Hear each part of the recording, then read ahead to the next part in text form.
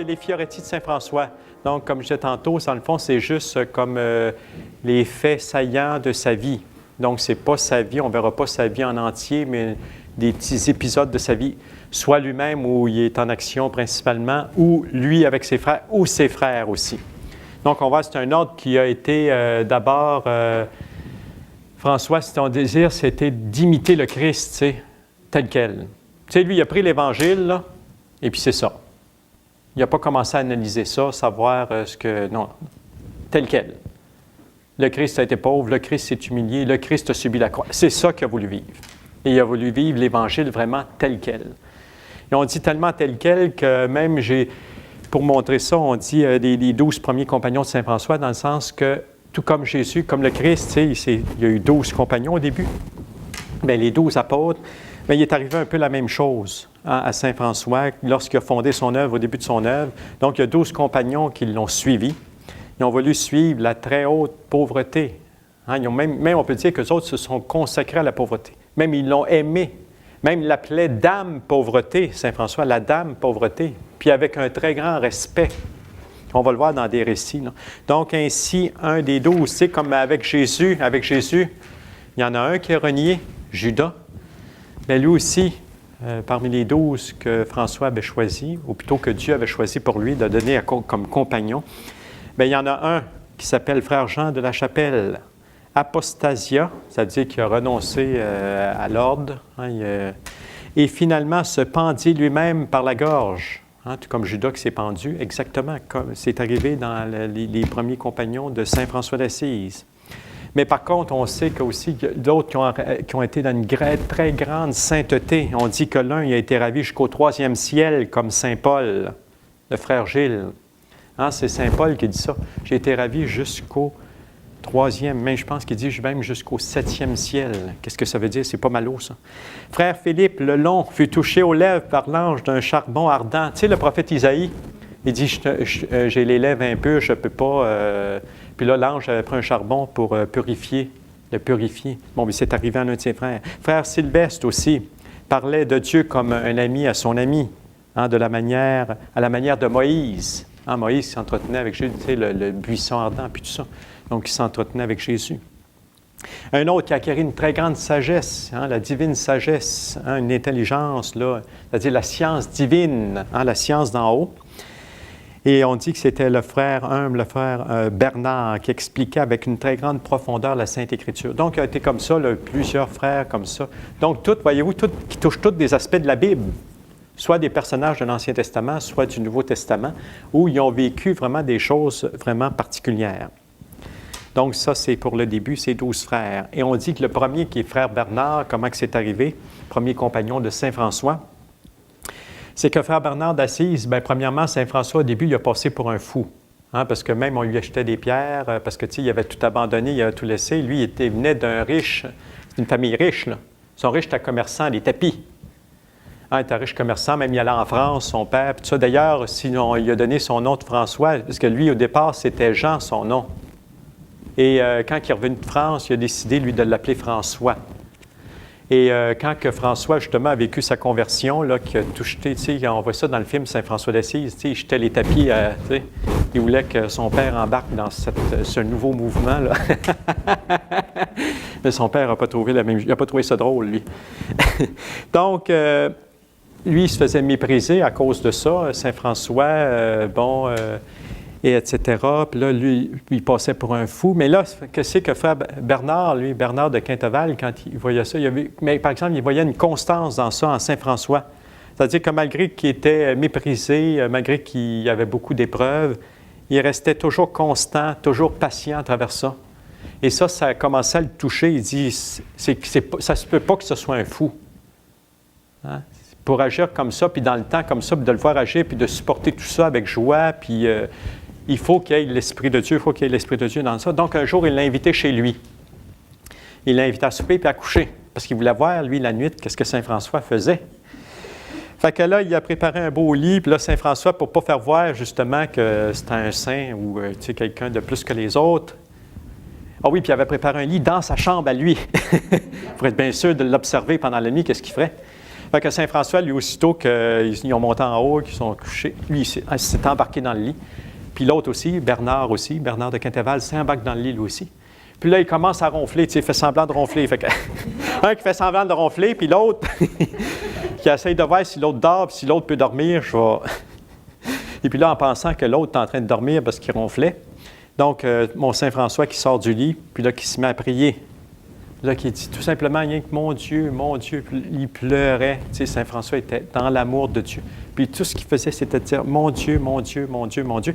Parce que là, il voyait ce que Dieu, à quoi le préparait. Le préparait une mission, une grande mission. Et lui, il ne sentait pas les capacités. Hein? Même, il disait, j'ai pas assez de vertu, j'ai pas ce qu'il faut. Mais par contre, Dieu, lui, va compenser tout ça. C'est là qu'on va voir que cette œuvre-là, ça dépose, ça vient pas s'appuyer sur les grâces personnelles, sur des talents, sur des choses. Non, ça va s'appuyer sur Dieu. Quand le monde va voir ça, là, sur qui Dieu a donné la mission d'accomplir une œuvre comme celle-là, ils vont tout de suite voir que c'est Dieu. Ça ne se peut pas que cet homme-là ait pu bâtir une œuvre comme celle-là.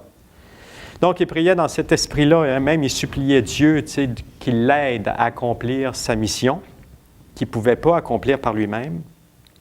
Et là, frère Bernard, en entendant tout ça, en voyant Saint François prier, puis pleurer, puis supplier Dieu de l'aider, bien, tout ça, le lendemain matin, il fait ni un ni deux, il dit à Saint François, moi, je veux te suivre. Voilà, lui, c'était un riche, là aussi, là. Bernard de Quintéval, donc il avait beaucoup de biens, etc., etc. Mais là, il dit, je veux te suivre.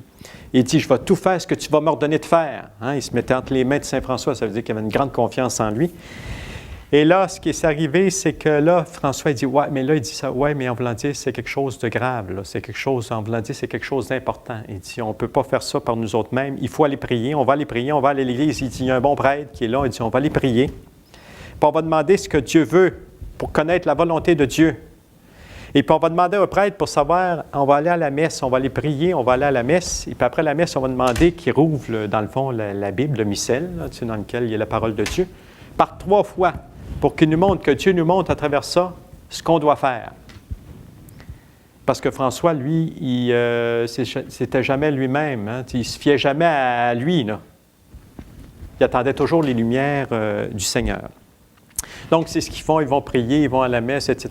Ils demandent au prêtre. Et le prêtre commence par le signe de croix. Tu sais, ça, c'est vraiment marqué vraiment son œuvre, Saint François, par la croix. Donc, le prêtre, tu sais, fait une croix sur le missel, rouvre une première fois. Et ce qu'il découvre, la première ouverture, c'est la parole suivante. « Si tu veux être parfait, va, vends ce que tu as. Donne-le aux pauvres, puis viens et suis-moi. » Donc, première des choses. Ça tombait d'aplomb avec Saint François, avec sa pauvreté. Deuxième, ne prenez rien pour la route. Ni bâton, ni besace, ni chaussures, ni argent. Ça veut dire, occupez-vous pas de rien, embourbez-vous pas de matériel. Vous n'êtes pas, ça veut dire, occupez-vous pas de quoi vous allez être mangé, de quoi vous allez être vêtu. Dieu prend soin de vous. La providence va s'en occuper. Donc, occupez-vous pas de rien de ça. Vous autres, vous êtes appelés à prêcher la parole de Dieu. C'est ça qui compte. Et la troisième ouverture, qui veut venir à moi, qu'il renonce à soi-même et qu'il prenne sa croix et qu'il me suive. Donc, les 3 paroles. Donc, après ça, François, il dit à Bernard, il dit, maintenant, tu sais ce que tu as à faire, fais-le. Donc là, il est parti vendre tout ce qu'il y avait. Il a tout distribué aux riches. Pas aux riches. Il n'aura rien compris à ce moment-là. C'est aux pauvres. Et là, Saint François, puis là, les mêmes Saint François est en train de l'aider à tout se dépouiller de tout son argent, ses biens, ses terres, et tout, etc., etc., etc. Assez qu'il y en a un que, parce que Saint François, quand il y avait eu l'appel, tu sais, va rebâtir mon église qui, tu vois, tombe en ruine. Il était dans l'église de Saint-Damien, puis c'était une église. Lui, il pensait l'église, mais la bâtisse, parce que la bâtisse était déjà toute en envers. Donc, il s'est mis à reconstruire des églises. Et pour ça, il avait été voir quelqu'un qui avait, en tout cas, emprunté. En tout cas, lui, il trouvait... Fait que quand il a vu que Saint François était riche, parce que là tu sais, avec toute la richesse du frère Bernard, là, qui répandait comme ça, il dit, tu ne m'as pas suffisamment payé pour les pierres que je t'ai données pour bâtir tes églises. Fait que là, maintenant que tu as de l'argent, voulant dire, arrête de le donner aux pauvres, Parce que lui, il était gratteux, comme on dit, il aimait l'argent. Il dit, tu vas m'en donner. Fait qu'il prend l'argent de Bernard, puis il dit, tiens, t'en as-tu assez? Il dit, si t'en as pas assez, je vais t'en donner encore. Et puis là, l'autre, il avait les poches pleines. Il dit, non, là, c'est assez. C'est correct, tu me... Et puis là, le soir, lui, il revient lui-même, par exemple, cet homme-là. Là. Et puis là, il commence à penser que ça n'avait pas de bon sens ce qu'il avait fait. Et puis, il a commencé à considérer que François, là, puis Bernard, eux autres, qui étaient dans la bonne voie. Et là, même, il y a eu comme une vision dans 2 nuits, il a fait comme il y a eu comme 2 visions, comme 2 songes, si on pourrait dire. Et il voyait de la bouche de Saint François qui sortait une croix d'or, dont le sommet touchait le ciel et dont les bras s'étendaient de l'Orient jusqu'à l'Occident. Ça veut dire que cette croix-là, ça va dire, elle montait jusqu'au ciel, elle se répandait sur toute la terre.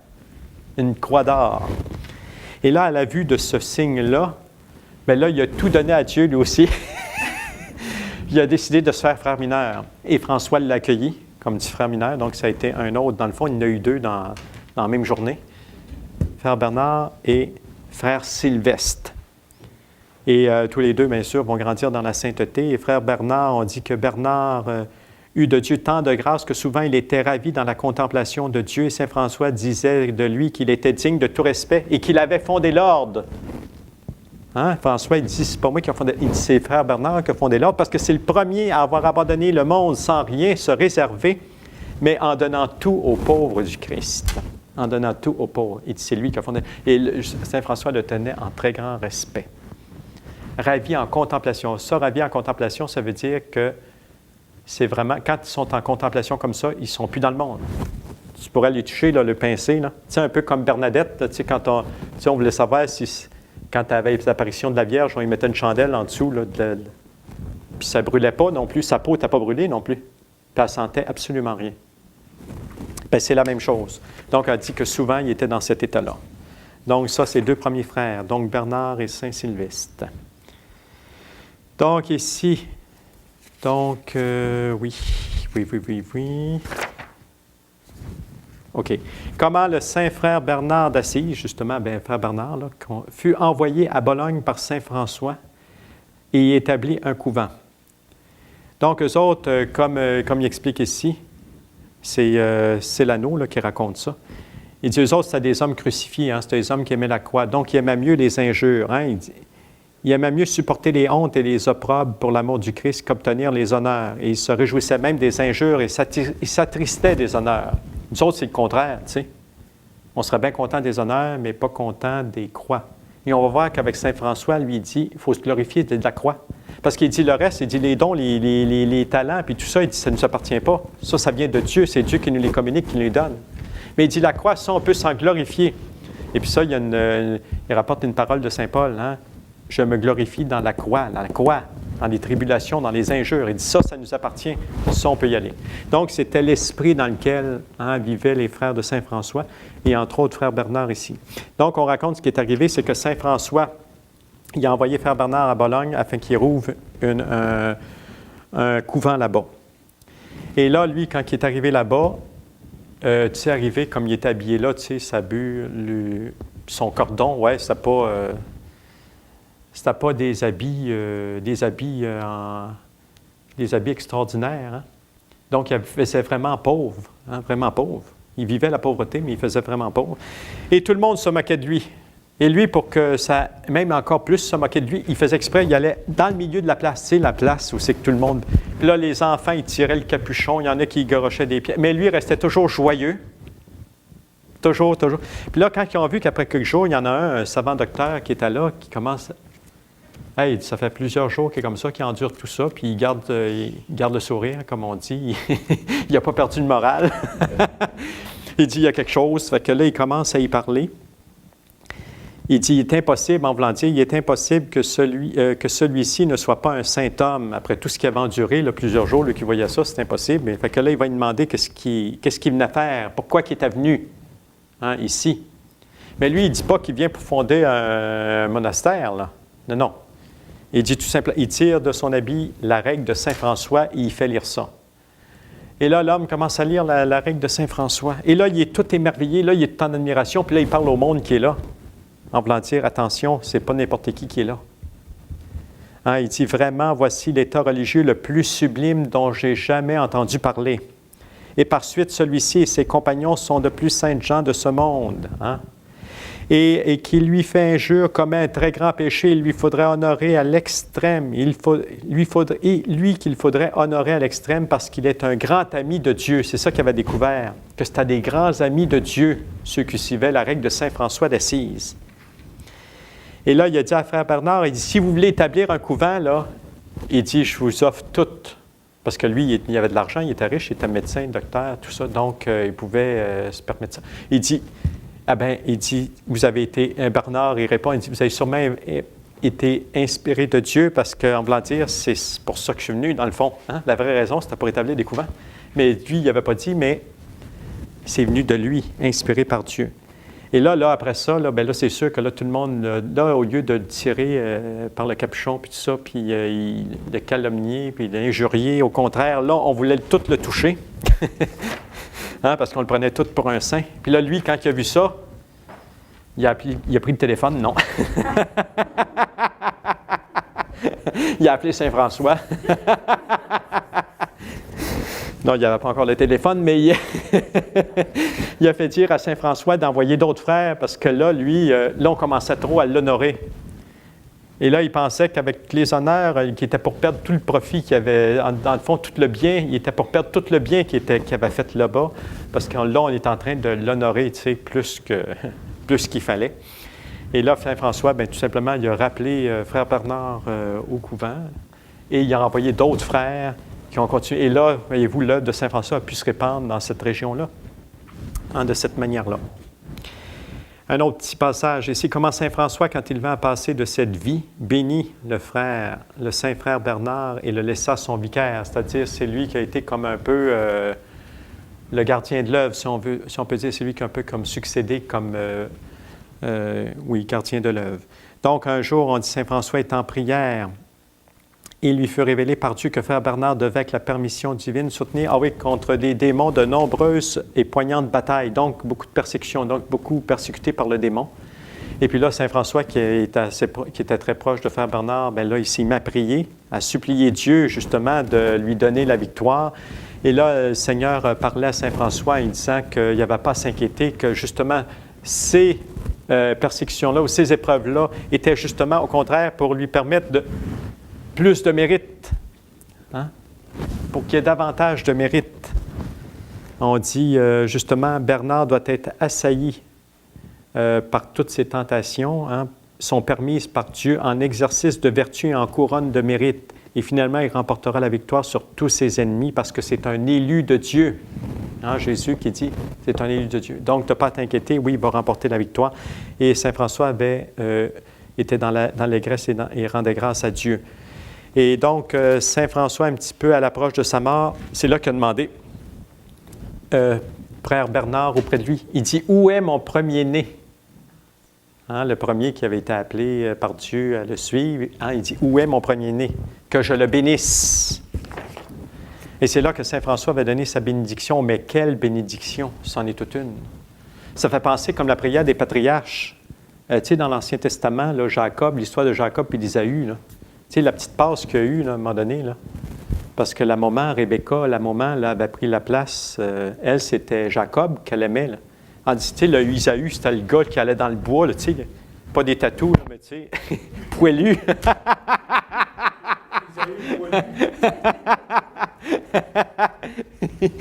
Et puis, lui, il n'avait pas aimé, c'est parce que c'était le premier-né, c'était Isaü, c'était pas Jacob. C'est lui qui devait avoir, que justement, quand son père était mort, quand tu se approches de la mort, il devait donner sa bénédiction. Mais la maman, elle avait fait tout arranger ça. Pendant que l'autre était dans le bois en train d'aller chercher le chevreau là, pour se préparer le mets là, pour son père, là, elle, la maman, avait tout préparé ça. Puis là, bien, comme l'autre était presque aveugle, par exemple, il était aveugle, fait que ça allait bien, fait qu'il ne pouvait pas le reconnaître visuellement. Mais par contre, en le touchant, fait que la maman, avec la peau, elle avait mis ça sur lui. Puis il avait mis ses vêtements à Isaü pour qu'il sente le bois, là, tu sais, qu'il sente que quand il va rentrer, que puis là, le père avait dit, viens, approche de moi. Il dit que je vois si c'est bien toi, parce qu'à sa voix, il trouvait ça bizarre. Il dit, ça ne ressemble pas à Isaü, ça. Puis là, quand il avait touché, bien là, elle a mis de la peau. Là. Ah, là, il y avait... Et puis là, finalement, là, pendant que l'autre est en train de chasser, c'est lui qui reçoit bénédiction. Mais quelle bénédiction! Puis là, il ne pouvait pas la reprendre. Quand l'autre est arrivé après ça, là, puis lui, il voulait avoir sa bénédiction. C'est à lui qui en revenait. Mais là, il y avait eu tout un stratège, puis tout ça. Il dit, il est trop tard, j'ai tout donné à ton frère. Même son frère, il devait obéir à son frère, imaginez. Là, c'est là qu'il y a eu la séparation, en tout cas. C'est tout un beau... Puis là, il y a, c'est Grignon de Montfort qui explique ça par rapport à la Vierge Marie. En voulant dire, tu sais, la Vierge Marie, comment qu'elle peut nous recevoir des bénédictions, comment qu'elle peut, notre moment, comment qu'elle peut nous arranger ça, elle. Des bénédictions quand on y fait confiance. Hein, on peut s'arranger, parce qu'on est ses enfants. Et on peut recevoir avec elle beaucoup de bénédictions. Donc, c'est un peu dans le même sens, hein, son premier-né, donc Saint François va bénir. Que le Père de notre Seigneur Jésus-Christ te bénisse de toute bénédiction spirituelle et céleste dans le Christ, comme tu es le premier élu en cet ordre saint pour donner l'exemple évangélique, pour suivre le Christ dans la pauvreté évangélique, car non seulement tu as donné des biens et tu les as distribués entièrement et généreusement aux pauvres, mais encore tu t'es offert toi-même à Dieu dans cet ordre, en un doux sacrifice. Béni sois-tu donc par notre Seigneur Jésus-Christ, et par moi, son pauvre petit serviteur, en bénédiction éternelle, en marche et en repos, dans l'éveil et dans le sommeil, dans la vie et dans la mort. Hein, que Dieu te bénisse, dans le fond, dans tout ce que tu vas accomplir, hein, partout. Qui te bénira sera comblé de bénédictions. Qui te maudirait ne resterait pas sans punition. Sois le maître de tous tes frères. Ça ressemble exactement à la bénédiction de Jacob, ça, que Jacob a reçu, et que tous les frères obéissent à ton commandement, aient licence de recevoir dans cet ordre et d'en chasser qui tu voudras, et qu'aucun frère n'ait autorité sur toi, et qu'il te soit permis d'aller et de demeurer où il te plaira. Et après la mort de Saint François, on dit que les frères aimaient et vénéraient frère Bernard comme un père, et quand lui-même, justement, au moment où approchait sa mort à lui, donc beaucoup de frères, on dit qu'il est venu d'un peu partout, sont venus auprès de lui. Et le frère Bernard a dit ceci au moment de sa mort: « Mes frères bien-aimés, je ne veux point vous dire beaucoup de paroles, mais vous devez considérer que l'état religieux où j'ai vécu, où vous vivez, et que l'état où je suis maintenant, vous y serez aussi. Et je découvre ceci dans mon âme, que 1000 mondes égaux à celui-ci, je ne voudrais pas ne pas avoir servi notre Seigneur Jésus-Christ. » C'est-à-dire que dans n'importe quel genre de vie que j'aurais pu vivre, il dit, il y en a une seule qui était profitable, ça a été celle de servir notre Seigneur Jésus-Christ. Et de tous les péchés que j'ai commis, je m'accuse et je fais ma culpe à mon Sauveur Jésus-Christ et à vous. Je vous supplie, mes frères bien-aimés, de vous aimer les uns les autres. Et il se recoucha sur son lit, son visage devint extraordinairement resplendissant et joyeux. Et c'est ainsi qu'il est passé de ce monde à l'éternité, à la vie éternelle.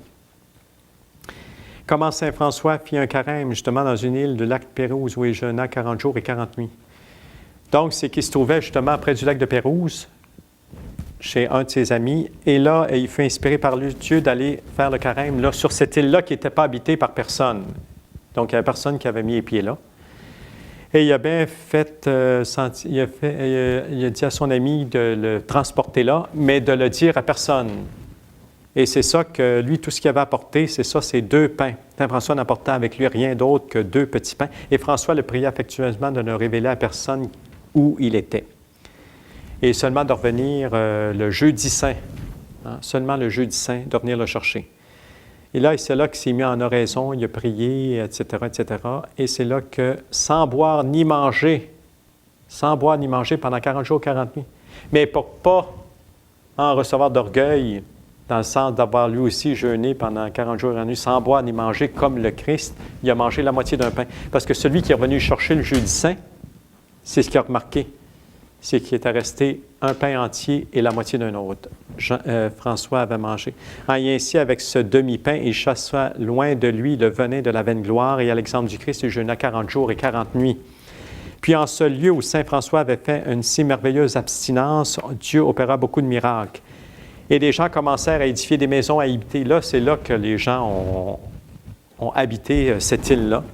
Il se bâtit un beau et grand village, et là se trouve le couvent des frères, sur l'île où François avait fait son jeûne de 40 jours et 40 nuits. Et voilà là un passage célèbre que tout le monde connaît. Comment saint François, cheminant avec frère Léon, lui exposa ce qu'est la joie parfaite. Hein, la joie parfaite.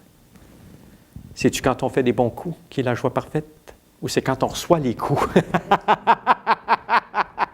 Hein, quand on reçoit les coups avec patience, avec amour, pour l'amour du Christ qui a tout voulu souffrir pour nous, dans le fond, c'est ça, la joie parfaite. Dans le fond, c'est la croix. Il nous dit la joie parfaite, c'est la croix. C'est là qu'on va la trouver. Hein, c'est là, il dit, « Ô frère Léon, alors même que les frères mineurs donneraient en tout pays un grand exemple de sainteté et de bonne édification, il dit, écrit avec soin, là n'est pas la joie parfaite. » Il dit, « Ô frère Léon, » puis là, il continue à marcher, là, il marchait tout le temps, il était sur la route. « Ô frère Léon, quand même le frère mineur ferait voir les aveugles, redresser les mauvais, chasser les démons, rendre l'ouïe aux sourds, marcher les boiteux, etc., etc., etc. Écrit bien, non, en cela n'est pas la joie parfaite. Ô frère Léon, si le frère mineur savait toutes les langues et toutes les sciences de toutes les Écritures, en sorte qu'il saurait prophétiser et révéler non seulement les choses futures, mais même les secrets des consciences et des anges, en cela n'est pas la joie parfaite. Ô frère Léon, quand même le frère mineur parlerait les langues des anges, la langue des anges, et saurait le cours des astres et les vertus des herbes, et que lui seraient révélés tous les trésors de la terre. En cela n'est pas la joie parfaite. Ô frère Léon, quand même le frère mineur saurait si bien prêcher qu'il convertirait toute la terre entière. Écrire en cela que non, ce n'est pas encore la joie parfaite. Puis là, ça faisait 2000 comme ça, là. Fait que frère Léon, il dit, ouais. Mais là, à présent, il faudrait que tu me dises un petit peu ce que c'est, à quoi que ça ressemble, un petit peu, la joie parfaite. Hein? Il faudrait que tu me dises un petit peu, là. Il dit, bien là, il dit, quand nous arriverons, la Sainte Marie des Anges, trempés par la pluie, glacés par le froid, souillés par la boue, tourmentés par la faim, qui nous frapperont au couvent,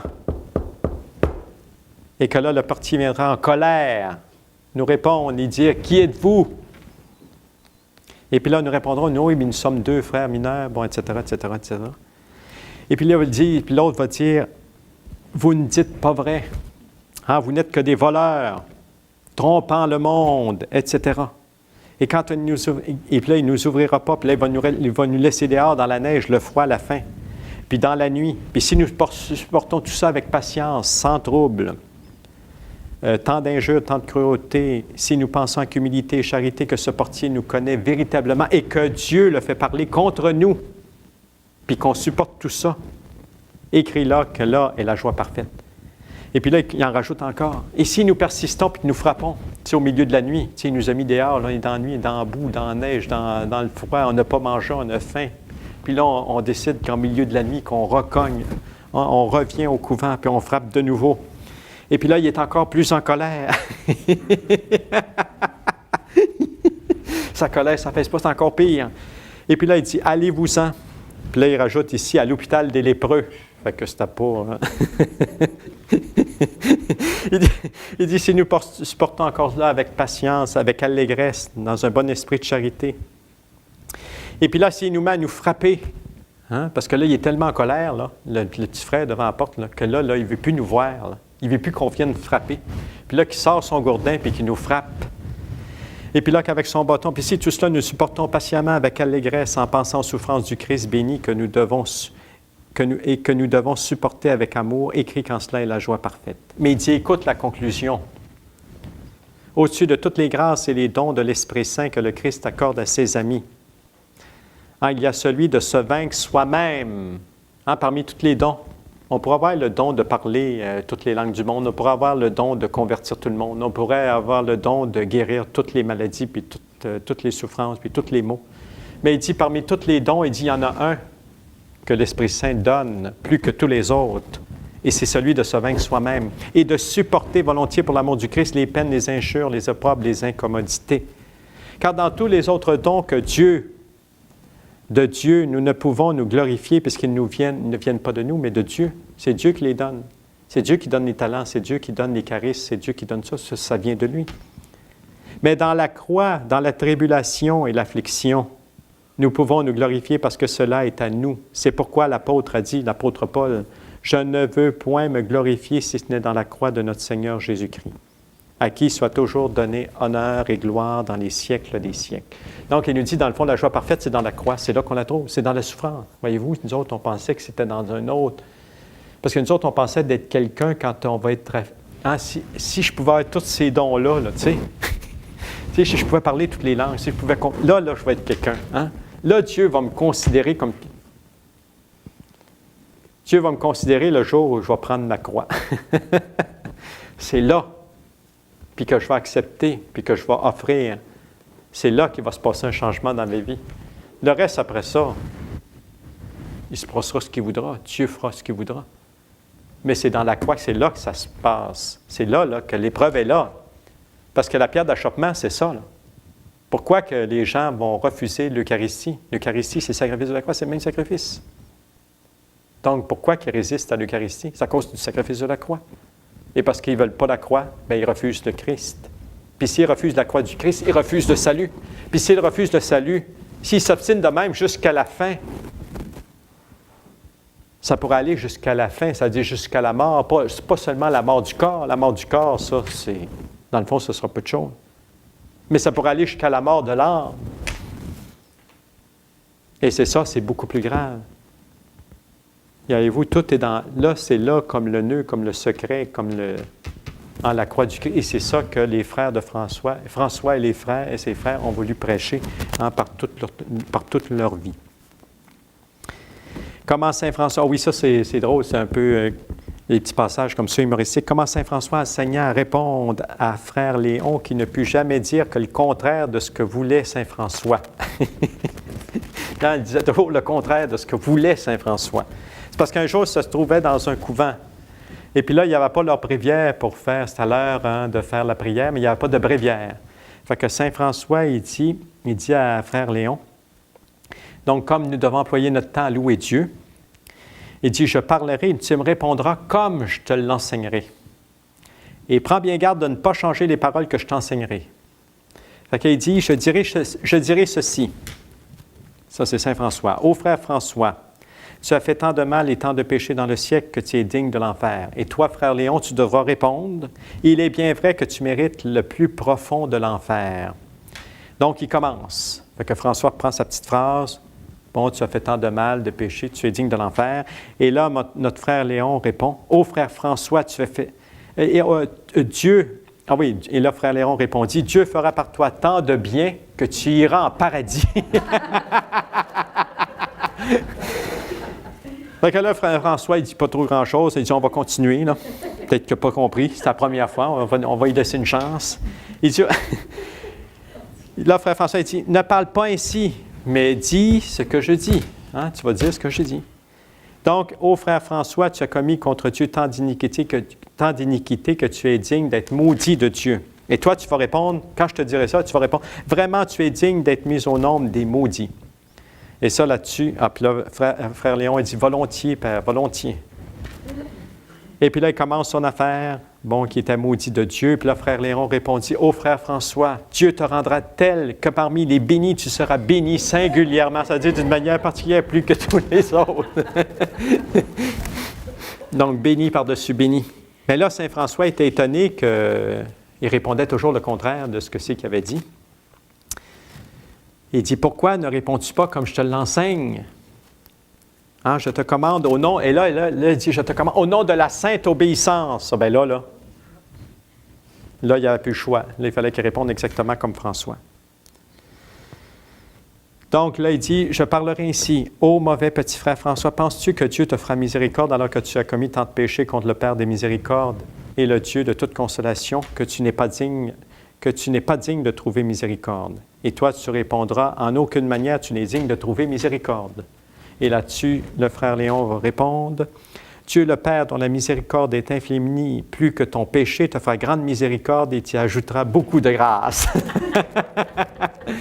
Ah ben là, il n'était pas seulement étonné, mais on dit que Saint François, doucement irrité, hein, ça c'est la douceur de Saint François, doucement irrité et troublé, sans impatience.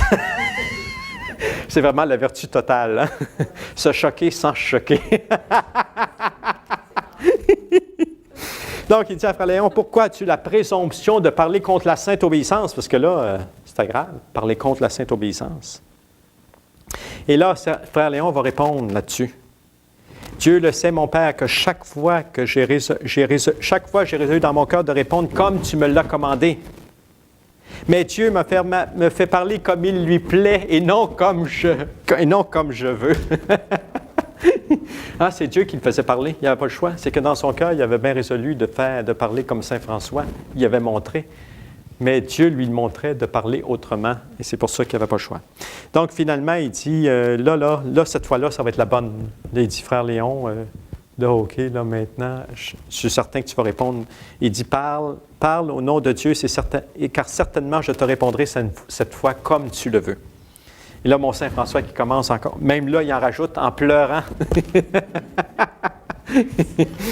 C'est comme une supplication. « Ô mauvais petit frère François, penses-tu que Dieu te fasse miséricorde? » Et là-dessus, frère Léon va répondre, « Bien plus, tu recevras de grandes grâces de Dieu, il t'exaltera, il te glorifiera dans l'éternité, parce que qui s'humilie sera exalté, qui s'abaisse sera élevé. » Et je ne puis dire, et il rajoute, « Et je ne puis dire autre chose, car Dieu parle par ma bouche. » Frère Léon, qui rajoute ça. « Et je ne puis dire autre chose, parce que Dieu parle par ma bouche. » Donc, dans le fond, avec tout ce petit exercice-là, Saint François avait reçu la grâce de Dieu que, dans le fond, d'abord, il était vraiment dans la volonté de Dieu.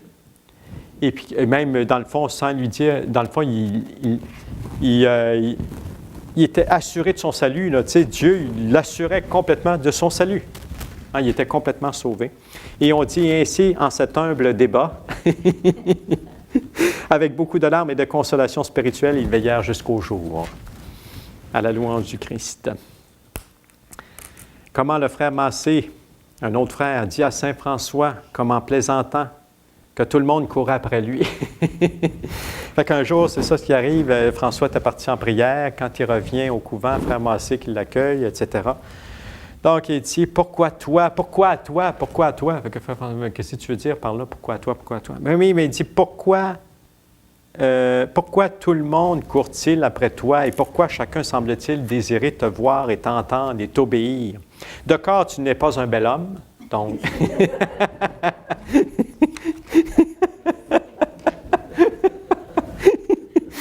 De corps, tu n'es pas un bel homme, tu n'as pas grande science. Tu n'as pas grande science. Tu n'es pas un noble. D'où te vient-il donc que tout le monde court après toi? Mais c'est toujours en plaisanterie, là, en plaisantant, en faisant des farces. Mais là, Saint François, lui, il rentre comme, pas lui-même, mais au contraire, non, il se tourne plutôt vers Dieu, puis il est comme en prière. Au contraire, lui, il est tout content de ça, puis il rend gloire à Dieu, justement, de tout ça. Puis à un moment donné, il revient comme à frère Massé, puis il lui dit, « Tu veux savoir pourquoi? Pourquoi tout le monde me court après? Cela, je le tiens de ses yeux de Dieu très haut. Car ses yeux très saints m'ont vu parmi les pécheurs, n'ont vu parmi les pécheurs que moi. » Il dit, cela, je le tiens des yeux même de Dieu, parce que ses yeux sont posés sur moi qui suis pécheur. Ils n'ont vu que le pécheur. Parmi les pécheurs, il n'a vu que moi.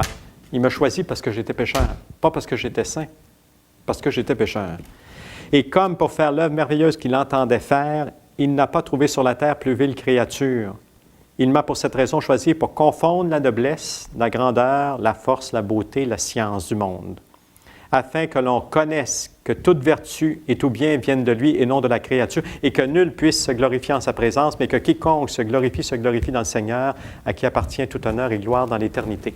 Donc, dans le fond, il dit, si Dieu me choisit, dans le fond, c'est que parmi tous les pécheurs, il n'a vu que ça. Il n'avait pas d'autre plus que moi. Il n'y avait pas de plus grand, en voulant dire, il n'y avait pas de plus grand pécheur que moi. C'est pour ça qu'il a baissé, son regard s'est tourné vers moi, pour que justement on reconnaisse que cette œuvre-là vient de lui. En voulant dire, ce n'est pas mes talents, ce n'est pas ma beauté, ce n'est pas ma science, ce n'est pas à cause de ça. Ça veut dire que tout est venu de lui. Ça veut dire que dans cette œuvre-là, Dieu a agi d'un bout à l'autre à 100%, du début jusqu'à la fin. J'ai rien fait. C'est comme si Saint François disait, j'ai rien fait dans cette œuvre-là. À rien. Aucun mérite. J'ai aucun mérite. Dieu a tout fait. Il dit, regardez Jésus. Puis là, rendez gloire à Dieu parce que c'est lui. qui a tout fait. Mais moi, je n'ai rien fait dans ça. C'est ça qu'il dit. Rendons gloire à Dieu. C'est lui qui a tout fait. Un autre. Ah, c'est le fun, hein? C'est plaisant, ça. Un vendredi soir comme ça, là. Comment Saint François, il a donné à Frère Massé, qu'on vient de voir tantôt, là, qui lui demandait pourquoi lui. Donc, qui a donné dans le fond, toutes les tâches un peu du petit couvent où il était. C'est-à-dire l'office de la porte, de l'aumône et de la cuisine. Donc, dans le fond, c'est lui pour décharger les autres frères de la prière. Parce qu'il dit, dans le fond, Saint François voulait un peu comme l'humilier, dans le sens l'éprouver, dans le sens que lui, il avait un don, Frère Massé, c'était la parole. Il avait le don de la parole, de donner la parole de Dieu et de toucher les cœurs. Donc, il dit, tu vas prendre, en voulant dire, pour l'humilier, il va lui donner des tâches plus humbles, c'est-à-dire servir ses frères. Parce que les autres frères, il dit, pour que les autres frères, ils ont reçu la grâce, eux autres, de la contemplation et de la prière. Pour qu'il y ait plus de temps à la prière et la contemplation, toi, tu vas faire toutes les tâches, dans le fond, de la communauté. Un peu comme on pourrait dire les tâches ménagères. Tu vas faire toutes les tâches. Et même lorsque les autres vont manger, quand ils vont être au repas, là, toi, tu vas te tenir à la porte du couvent. Parce qu'à cause que lui, il a la parole. Fait que tous ceux qui vont venir au couvent vont recevoir de toi la parole de Dieu avant d'entrer dans le couvent. Ils vont être les premiers à recevoir la parole. Ainsi, je veux que pour ceux-ci puissent s'adonner à la complaisance, que tu te charges de l'office de la porte de l'aumône. Tu mangeras hors de la porte du couvent, de façon qu'avant qu'ils ne frappent ceux qui viennent, les visiteurs, tu satisfasses de quelques bonnes paroles de Dieu ceux qui viendront au couvent. Et cela fais-le par le mérite de la sainte obéissance. Et on dit que Frère Massé retira son capuchon, inclina la tête, reçut humblement cet ordre et l'exécuta pendant plusieurs jours. Fait qu'il s'occupait de tout, la bouffe, tout ça. Mais là, les autres frères, les autres frères, là, ils se sentaient mal. Ils se sentaient mal d'eux autres d'aller prier pendant que lui, dans le fond, il y avait toutes les charges un peu de la petite communauté, du couvent. Donc, ils se sont mis à supplier Saint François de partager les tâches, un partage de tâches équitable. Et là-dessus, François a accepté. Et Frère Massé dit avec grande humilité et patience, « Père, ce que tu m'imposes, ou en tout ou en partie, je le tiens comme venant entièrement de Dieu. » Donc, ça prouvait à Saint François qu'il était dans l'humilité. Donc, malgré son don, justement, de toucher les cœurs par la parole, il demeurait dans l'humilité parce qu'il acceptait tout ou en partie, ce que Saint François voulait. Et on dit que Saint François, voyant la charité de ses frères, l'humilité de Frère Massé, leur fit un sermon, un merveilleux sermon, leur enseignant que nous devons être d'autant plus humbles que sont plus grands les dons et les grâces que Dieu nous accorde, car sans l'humilité, aucune vertu n'est acceptable à Dieu. Donc, la vertu d'humilité. Et ça, c'est n'importe qui. Allez voir dans n'importe quel livre de spiritualité. L'humilité, c'est la base de... Si vous voulez progresser dans votre vie spirituelle, s'il n'y a pas d'humilité, on ne grandira pas. Qui s'abaisse sera élevé. Jésus s'est abaissé. Il s'est fait le serviteur de tous. Ça, c'est une chose, une grâce en tout cas, de demander l'humilité. Donc, comment Frère François et Frère Massé, oui, posèrent une pierre près d'une fontaine, le pain qu'ils avaient mendié, et Saint François louait fort la pauvreté. Ouais, c'est là qu'il y a eu comme un peu qu'il s'est rendu compte de la grâce, justement, de la sainte pauvreté, dame pauvreté, comme lui l'appelait. Donc, Saint François avait réuni ses compagnons. Donc, ils avaient envoyé 2 par 2 prêcher, et lui, pour donner l'exemple, il était parti avec Frère Massé comme ça, aller prêcher. Et là, bien entendu, qu'eux autres, à un moment donné, ils avaient faim. Donc, selon la règle, ils devaient aller mendier. Donc, Saint François avait pris son bord, Frère Massé de l'autre. Et il avait dit de se rendre justement là où il y avait une pierre, une petite fontaine, donc de l'eau, tout ça. Bon, puis il était pour se rejoindre là. Donc, Saint François était un homme d'aspect misérable. Tu sais, Frère Massé avait dit, tu sais, t'es pas de belle apparence, puis tout ça, Dieu t'a choisi. Tu sais, il était petit de taille en plus. Lui, Saint François, tu sais, il passait vraiment pour le petit, tu sais, si on ne le connaissait pas, là, il ne connaissait pas là où il était allé. Il ne connaissait pas Saint François. Sinon, il l'aurait accueilli, mes amis. Il aurait fait le banquet, puis ouais, la fête. Donc, Saint François, lui, quand il est allé mendier, lui, il donnait les vieux croutons secs, là, puis pas grand-chose, il n'a presque pas rien eu. Quand il se fait Massé, il était grand, une belle prestance, lui, il y avait les belles miches de pain, puis tout ça. Saint François, lui, c'est juste les vieux croutons secs. Et puis, non, mais c'est drôle parce qu'on lit ça, puis justement, dimanche passé, petite parenthèse, il y avait une émission qui, tu sais, tous les signes, quand on parle, quand quelqu'un parle ou qu'on interviewe quelqu'un, les signes qu'il peut avoir, tu sais, s'il fronce les sourcils, bon, etc., ça veut dire de quoi? S'il se pogne le nez, ça veut dire d'autres choses, bon, etc., etc. Et puis, il disait ça, que il disait que les petites personnes, en général, les petits, font moins d'argent que les grands. Ça veut dire que ça a l'air que c'est comme une constance, ça a l'air que les petits font moins d'argent que les grands.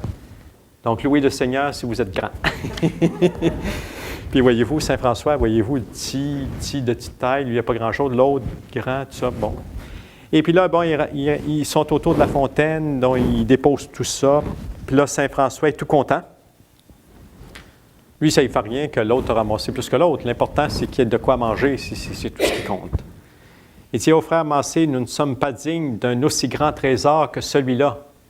Lui, ses croûtons de pain, puis lui, quelques miches de pain. Puis l'autre, il répond, il dit, oui, mais en voulant dire, de quel trésor tu parles? Il n'y a rien. Il dit, on n'a rien. Il dit, c'est la pauvreté. Il dit, ici, il n'y a pas de nappe, il n'y a pas de couteau, il n'y a pas d'écuelle, il n'y a pas de maison, il n'y a pas de table, il n'y a pas de serviteur, il n'y a pas de servante. On va dire, quel trésor?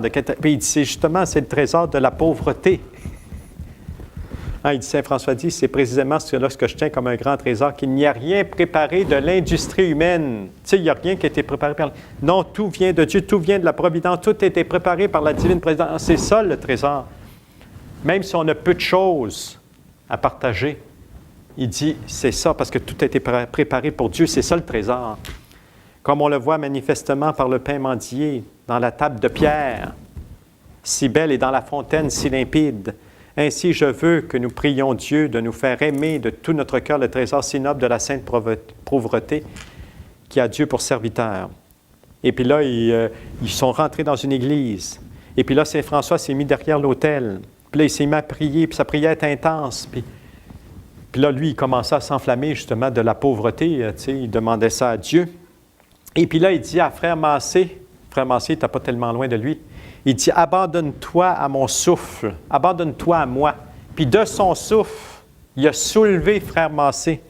Du souffle de Saint François, il était tellement rempli là, de la sainte pauvreté, puis du trésor qu'il avait découvert, là, puis de l'Esprit de Dieu, que de son souffle, on dit que Frère Massé a été soulevé dans les airs, et puis que quand il a été soulevé, il dit qu'il a éprouvé une telle douceur d'âme et de consolation de l'Esprit Saint que jamais dans sa vie il avait éprouvé pareille sensation. C'était le souffle de l'Esprit. Le souffle. Et cela fait, Saint François dit, mon compagnon bien-aimé, allons à Saint-Pierre et Saint-Paul. C'est-à-dire, allons à Rome et prions-les de nous enseigner et de nous aider à posséder le trésor infini de la sainte pauvreté. Et là, ils se sont rendus là-bas.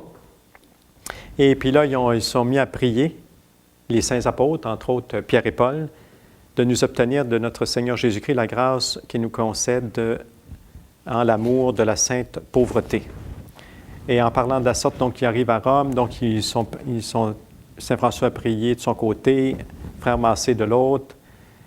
Et tout d'un coup, il dit, notre Seigneur Jésus-Christ nous envoie vers toi pour t'annoncer que ta prière est exaucée. Les saints apôtres, il a vu les saints apôtres.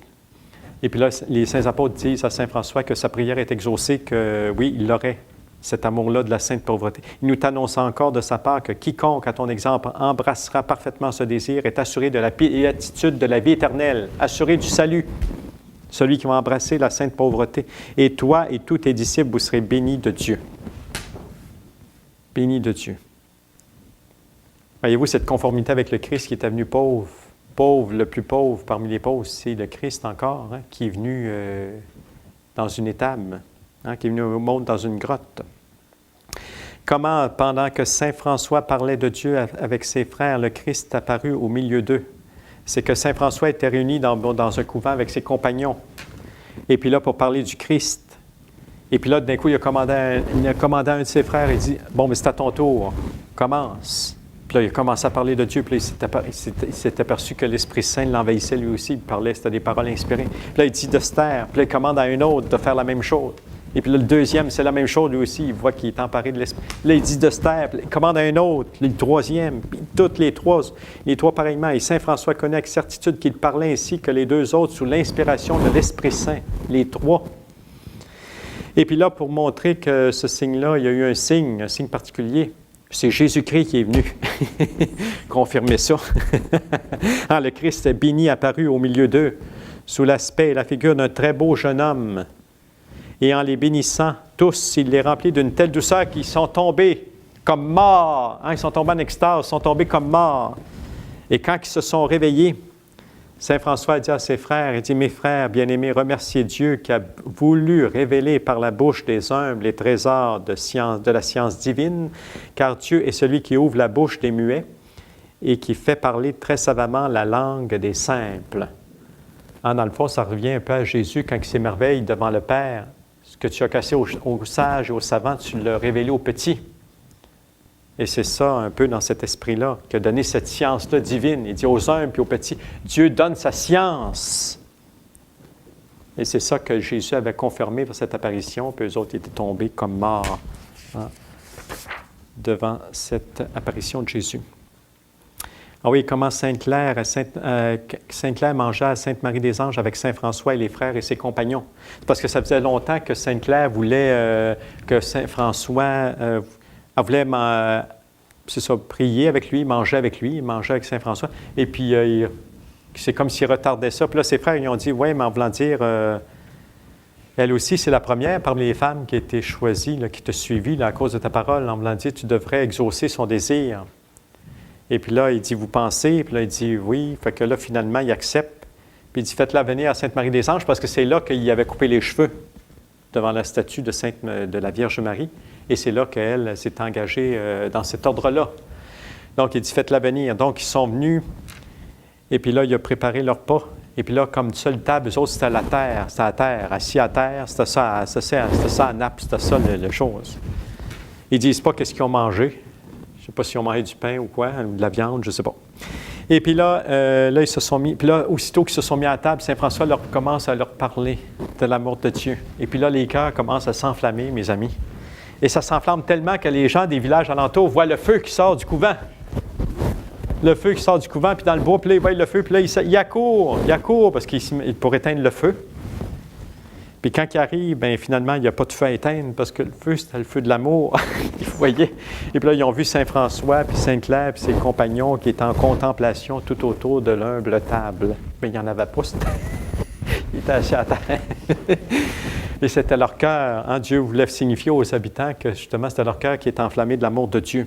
Et après une longue durée, Saint François et Sainte-Claire revinrent à eux en même temps que tous les autres. Et se sentant bien réconfortés par la nourriture spirituelle, peu se soucièrent de la nourriture corporelle. Je comprends, ils étaient rassasiés. C'est une autre forme de nourriture. La nourriture spirituelle, ça nourrit. Et Sainte-Claire, depuis lors, demeure très consolée. Donc, je pense qu'après ça, elle en a eu pour un... Ou bien ça a compensé pour les fois où elle avait voulu, justement, avoir un petit peu ce colloque-là avec Saint François. Comment Saint François a reçu de Sainte-Claire et du frère Sylvestre le conseil de prêcher pour convertir beaucoup d'âmes. Parce qu'au début de l'œuvre, quand Saint François a commencé, il pensait qu'il était peut-être juste pour la contemplation. Tu sais, peut-être que Dieu l'appelait seulement pour la contemplation. Tu sais, que Dieu l'appelait seulement pour lui-même. Dieu, des fois, s'en choisit comme des âmes juste pour lui. Tu sais, Dieu choisit juste pour elle, juste pour lui. Ils ont juste à s'occuper de lui. Parce que Jésus, il trouve que des fois, là, on ne s'occupe pas, que les âmes ne s'occupent pas assez de lui. Fait qu'il s'en choisit une, là, puis il dit, toi, là, toute ta vie, là, ça va être de s'occuper rien que de moi. Donc là, Saint François, il pensait que c'était ça, tu sais, sa vie, c'était rien que la prière, la contemplation, puis etc. Mais lui, comme Saint François, toujours dans son humilité, donc, comme il ne se fiait pas seulement à sa prière, il va demander à ses frères et à Sainte-Claire de demander à Dieu ce que Dieu en pense, ce que Dieu veut. Et entre autres, à Frère Massé, donc, il avait très confiance en sa prière. Donc, il l'envoie d'abord à Claire pour lui demander qu'est-ce qu'il doit faire.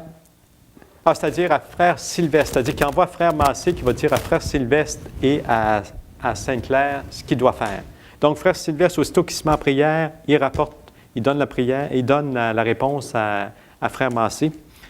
Il dit, Dieu ne l'a pas appelé en cet état seulement pour lui-même, mais pour qu'il fasse une grande moisson d'âmes et que beaucoup d'hommes soient sauvés par lui. Après ça, il va voir Sainte-Claire, puis Sainte-Claire et ses sœurs, eux autres aussi, ils ont à peu près la même réponse. C'est que bon. Et là, après ça, frère Massé se retourne auprès de frère François. Et puis là, on dit que frère François s'est genouillé devant lui, il a mis les bras en croix. Et là, frère François, il a demandé quelle était la réponse. Qu'est-ce que Jésus lui ordonne de faire?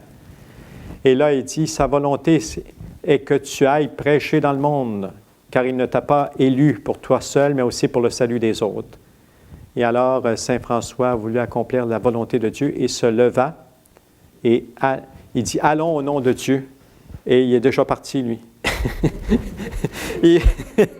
Il prit frère Massé et frère Ange, puis il est parti.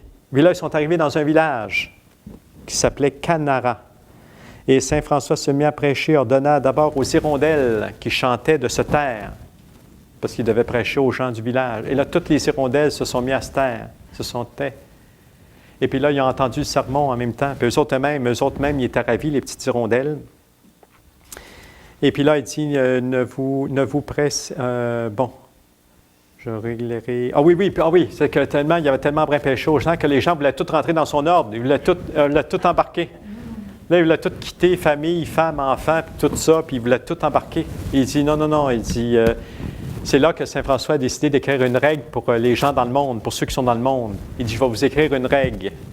Vous allez suivre, dans le fond, ma spiritualité, ma façon de vivre l'Évangile, mais selon votre état de vie, c'est-à-dire restez mariés là où vous êtes. Et puis vous allez vivre le même esprit que moi, je vais tout vous écrire ça dans une règle. Puis là, il continue son chemin. Et puis là, tout d'un coup, il va dans un champ des oiseaux. Fait que là, il dit à ses frères, il dit, restez là, je vais aller prêcher aux oiseaux. Puis là, Puis là, tous les petits oiseaux sont tous venus alentour de lui, tout autour de saint François.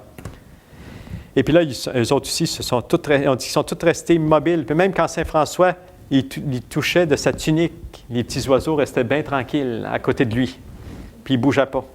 Puis là, il a commencé à prêcher. Il dit, vous êtes très redevable à Dieu, votre Créateur. Vous devez le louer, parce qu'il vous a donné la liberté de voler. Et il vous a donné aussi un double et triple vêtement. Ainsi, parce qu'il a conservé votre semence dans l'arche de Noé pour que votre espèce ne vienne pas disparaître. Et encore, vous lui êtes redevable pour l'élément de l'air qu'il vous a destiné. Vous ne semez ni ne moissonnez, et Dieu vous nourrit. Il vous donne les montagnes, les vallées pour vous y réfugier, les grands arbres pour y faire vos nids. Et parce que vous ne savez ni filer ni coudre, Dieu vous fournit le vêtement à vous et à vos petits.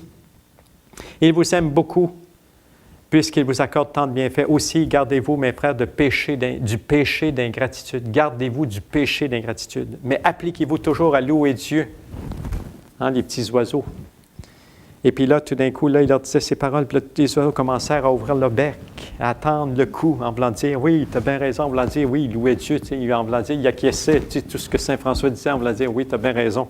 C'est bien ça qu'il faut faire.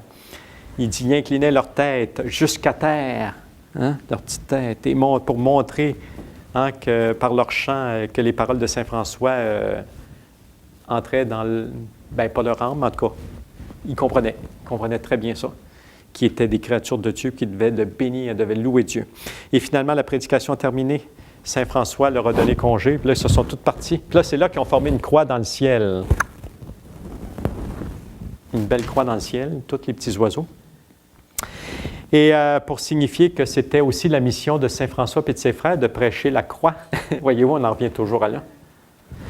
Il dit de même, la prédication de la croix du Christ renouvelée par saint François devait être portée par lui et par ses frères à travers le monde entier. Et ses frères, ne possédant comme les oiseaux rien de propre dans ce monde, s'en remettent aux soins de leur vie à leur seule providence de Dieu. Ce que Dieu, dans le fond, ce qu'il venait de prêcher aux petits oiseaux, il dit, vous autres, vous n'avez pas besoin de moissonner, vous n'avez pas besoin de ramasser, vous n'avez pas besoin d'en ranger. Il dit, Dieu s'occupe de vous, il vous donne le vêtement, vous donne tout. Puis là, les petits oiseaux font la croix, mais c'est exactement ce qu'on a à faire. Prêcher la croix, puis en même temps être comme les petits oiseaux. On n'a pas à s'occuper du vêtement, puis de quoi on va manger, de quoi on va... Parce que Dieu va s'occuper de tout. il va s'occuper de notre ordre. On dit comment qu'un tout petit frère, tout enfant, donc c'est un petit enfant là, qui était avec Saint François. Pendant que Saint François priait de nuit, le Christ, la Vierge Marie et beaucoup d'autres saints s'entretenirent avec lui.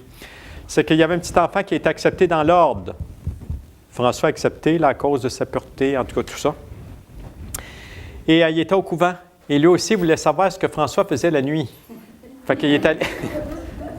Ben, je pense qu'il y avait bien du monde qui était bien curieux de savoir ce que François faisait la nuit, s'il dormait la nuit. Donc, il est allé se coucher. Le petit, il est allé se coucher à côté de Saint François. Puis pendant que François dormait, il avait attaché sa corde. Tu sais, il avait son cordon, lui aussi. Il avait sa petite bure, hein, son cordon. Fait qu'il avait attaché son cordon à celui de François. Fait qu'il s'est dit, quand il va se lever, je vais m'en rendre compte. Fait que je vais me réveiller. Fait que je vais savoir qu'est-ce qui se passe avec Saint François la nuit. Donc, ce qui arrive, c'est que Saint François, lui, se réveille, comme il faisait d'habitude, au milieu de la nuit. Et là, il s'est aperçu que sa corde était attachée. Fait que tout doucement, il défait le cordon, puis le petit ne s'est pas réveillé. Et Saint François a pris le bord du bois, puis là, il y avait comme une espèce de petite cabane. Et puis là, lui, il était en train de prier. Et puis là, tout d'un coup, le petit enfant, lui, s'est réveillé. Puis là, en se réveillant, il a vu que le cordon avait été défait, puis que Saint François était parti. Donc, il se lève, puis il part à sa recherche. Puis là, tout d'un coup, il s'en va dans le bois, il s'est aperçu qu'il avait pris le bord du bois. Puis là, à un moment donné, il entendait des voix, mais c'était plus rien que Saint François. Et puis là, en s'approchant, bien là, il a vu. Donc, il a vu de ses yeux, il n'a pas seulement entendu de ses oreilles, mais il a vu de ses yeux que Saint François, il est en présence du Christ, de la Vierge Marie, de Saint Jean-Baptiste et de Saint Jean l'Évangéliste. Et dans une grande multitude d'anges. Il est entouré d'anges. Et là, le petit, en voyant ça, il est tombé à terre. Lui est tombé à terre, c'est-à-dire évanoui dans le sens comme une extase, là, comme s'il ne pouvait plus supporter là, tout cet amour-là, toute cette grâce-là, tout cet amour-là. Donc, il est tombé à terre. Saint François, lui, a continué. Lui, il ne savait pas, le Saint François, que le petit était là. Et quand Saint François, son colloque a été terminé avec le ciel, c'est là qu'il s'est... c'est-à-dire que son pied a heurté le petit enfant qui était à terre. Et puis là, c'est là qu'il l'a pris dans ses bras. On dit, gardez bien qu'est-ce qu'ils disent ici. Il vit, puis quand fut achevé le mystère de cette sainte apparition, François, en retournant au couvent, heurta du pied le dit enfant qui gisait comme mort sur le chemin. Plein de compassion, il le souleva dans ses bras et le rapporta sur sa couche comme fait le bon pasteur pour sa petite brebis. Hein? Il l'a ramené. Et puis, ayant appris de lui comment il avait vu la vision, parce qu'après ça, bien, le petit il a raconté ce qu'il avait vu François avec la vision, etc. Il a ordonné à l'enfant de ne jamais en dévoiler le secret, seulement après sa mort, pas avant qu'il soit mort. Et c'est ce qu'il a fait. Le petit a toujours gardé le secret jusqu'à la mort de Saint François. Il a révélé la vision seulement après. Du merveilleux chapitre que tint Saint François à Sainte-Marie d'Alexandrie, il y avait 5000 frères. Ça fait vraiment penser, comme je vous dis, la vie de Saint François, c'est vraiment l'Évangile. Donc, ça fait penser, pas Saint François, mais Jésus, quand on dit qu'il y avait 5000 hommes, sans compter les femmes et les enfants, hein, ça faisait plusieurs jours qu'il enseignait, puis il avait dit aux apôtres de leur donner à manger.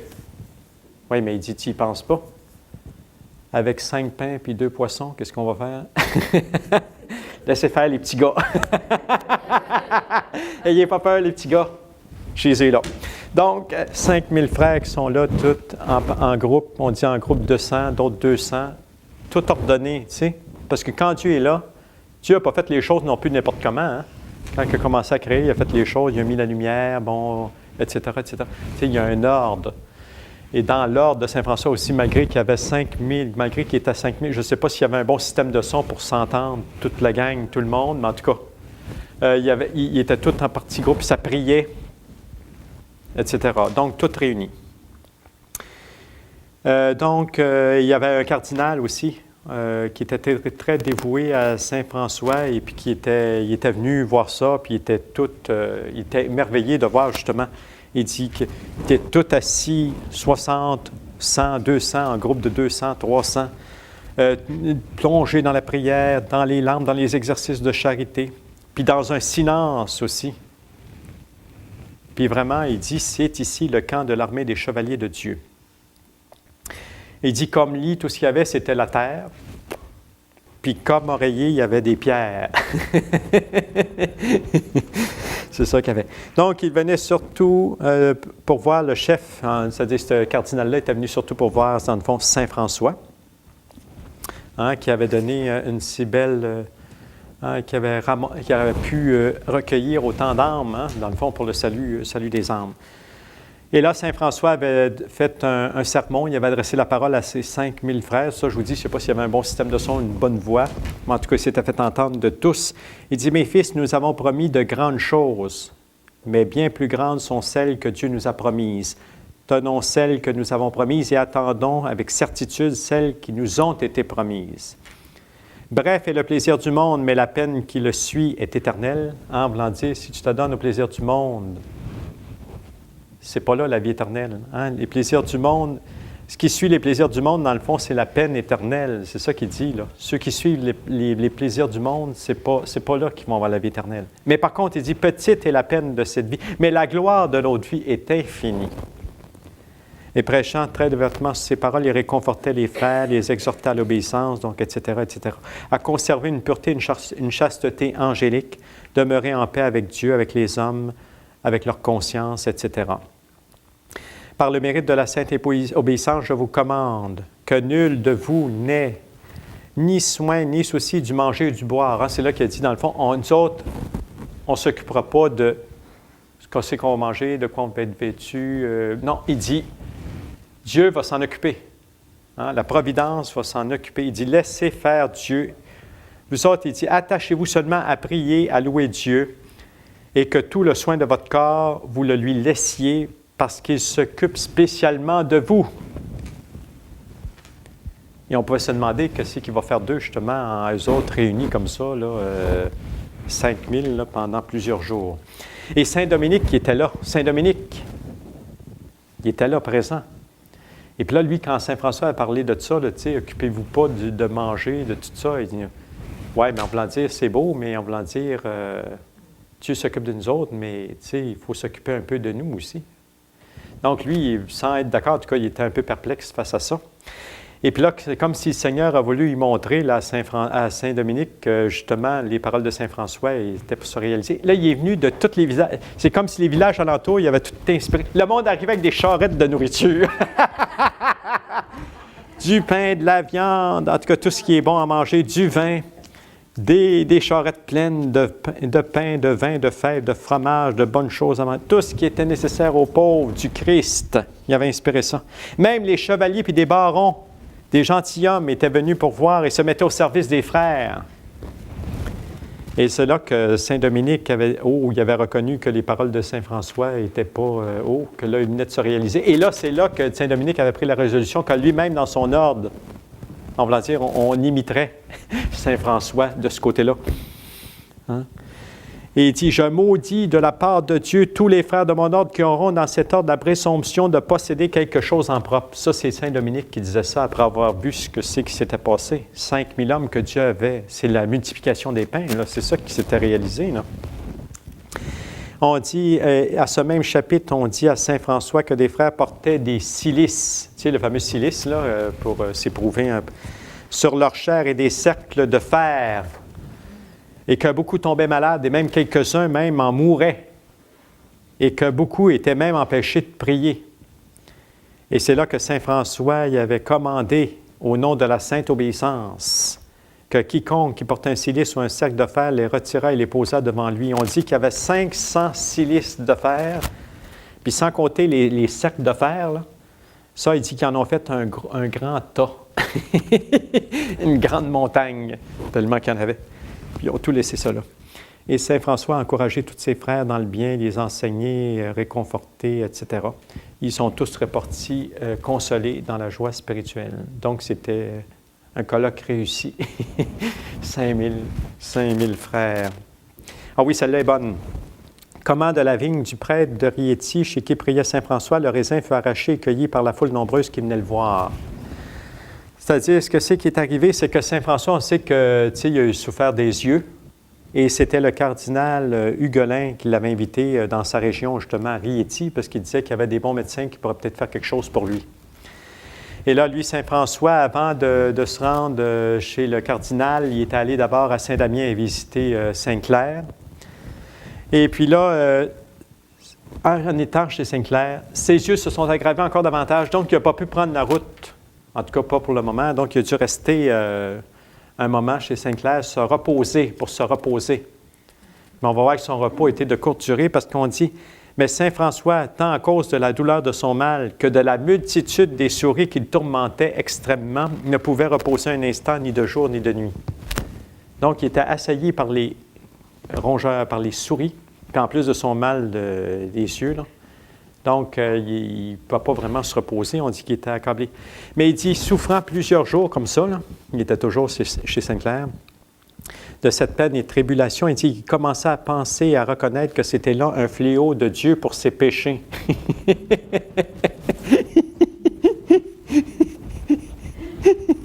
Comme s'il n'avait bien expié, lui. Et il commençait à remercier Dieu de tout son cœur. Hein? De tout son cœur. Il a remercié Dieu pour ça. Parce que dans le fond, ça l'aidait. Au-dessus, la croix apporte le salut. La croix apporte le salut. La croix délivre des péchés. C'est par la croix, le sang versé sur la croix, qu'on est purifié. Donc, il dit tant mieux, dans le fond. Bon, c'est une bonne chose, dans le fond. Pour le moment, c'est dur à passer, mais après. Donc, mon Seigneur, je suis digne de cela, et bien pire encore. Mon Seigneur Jésus-Christ, bon pasteur, qui pour nous, pécheurs indignes, a mis ta miséricorde dans nos diverses peines et angoisses, accorde-moi la grâce et la vertu de ne jamais me séparer de toi par aucune maladie, angoisse ou douleur. Hein, que malgré la croix, parce que la croix, c'est ça, peut être une épreuve qui peut dire, moi, oh non. Si suivre Dieu, ça veut dire avoir toutes sortes de difficultés, toutes sortes d'épreuves, non merci. Moi, j'en veux pas. C'est fini. Non, il dit, dans le fond, il ne faut pas que ça vienne diminuer mon amour, l'amour de Dieu, que l'amour que tu me portes, ça n'a rien à voir avec la croix. Je veux dire, ça n'a rien à voir avec le... Il ne m'aime pas moins, il ne m'aime pas plus. Si son amour est pareil, il m'aime. Puis moi, je dois l'aimer pareil, là. Mon amour ne doit pas diminuer parce que la croix est trop lourde à porter. Au contraire, elle doit plutôt augmenter. Et une voix vient du ciel qui disait, « François, réponds-moi, si toute la terre était de l'or. » Bon, et puis là, il y a toute une nomenclature, là, bon, en voulant dire. Puis là, tu trouveras un trésor encore mieux que celui-là. Plus que l'or, plus que toutes les pierres précieuses, plus que... Et tu ne devrais-tu pas en être content et bien joyeux, hein, si tu trouvais un tel trésor? Et saint François répondit, « Seigneur, je ne suis pas digne d'un trésor aussi précieux. » Et la voix de Dieu lui dit, « Réjouis-toi, François, car ce trésor est le trésor de la vie éternelle, que je te réserve et dont je t'investis dès maintenant. Et cette maladie et affliction n'est que les arts de ce trésor bienheureux. » Les arts, ça veut dire que, comme les prémices, c'est les prémices de la vie éternelle.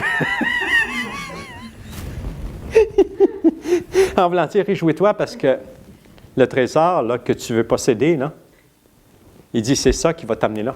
Toutes les souffrances que tu vas supporter, la maladie, l'angoisse, la persécution, tout ça, saint Paul dit, rien ne peut nous séparer de l'amour du Christ, l'angoisse, les persécutions. Donc, saint François va vivre vraiment l'Évangile jusqu'au bout. Et on va dire que ça, c'est les prémices d'une vie éternelle. Donc, c'est un trésor. Donc, ça veut dire que c'est un trésor. Ça veut dire que la croix est un trésor. C'est ça que François vient nous dire. C'est un trésor précieux, puisque ça nous élève davantage dans le cœur de Dieu et dans l'amour de Dieu. Donc, alors, saint François appela son compagnon, il lui dit, allons chez le cardinal. Fait que là, après ça, il a dit, je suis d'aplomb, là, je suis correct. Il n'était pas guéri, mais ça ne fait rien. Et c'est là que les gens le voyaient arriver. Là, les gens arrivaient. Fait que finalement, il ne s'est pas rendu au village. Et c'est là il s'est arrêté dans la petite chapelle d'un prêtre qui était dans la petite chapelle du prêtre qui était là, du village voisin. Et puis là, c'est là que lui, il y avait une belle vigne, ce prêtre-là. Et puis là, les gens ont tout ravagé sa vigne. Tu sais, les foules qui sont venues voir saint François, ils ont tout grappillé à la vigne. Ils mangeaient les raisins, tout, ah ouais. Tu sais, il avait faim, il avait marché, tu sais. Et puis là, à un moment donné, le prêtre s'est mis en lui-même, en voulant dire, puis moi qui l'avais accueilli de tout mon cœur, il regrettait quasiment d'avoir accepté que saint François vienne chez lui, quand il a vu ce que les gens faisaient à sa vigne. Et puis là, saint François le fait venir, parce que saint François avait tout eu ça du Seigneur, tu sais, tout ce qui passait dans sa tête, le prêtre. il le fait venir, puis il dit, d'habitude, il dit, cette vigne-là, par année, combien qu'elle te rapporte? Il dit, d'habitude, 12 charges de vin.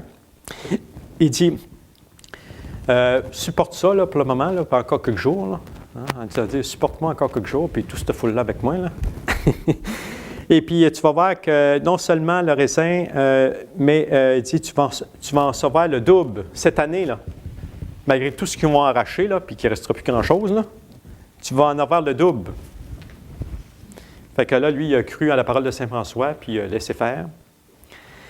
Il a fait confiance, et quand il fut le temps de ramasser les raisins, en tout cas les quelques raisins qui restaient, parce que les autres avaient été tout mangés, donc avec les quelques raisins qui restaient, il a mis ça dans le pressoir, en tout cas, puis tout ça, la cuve.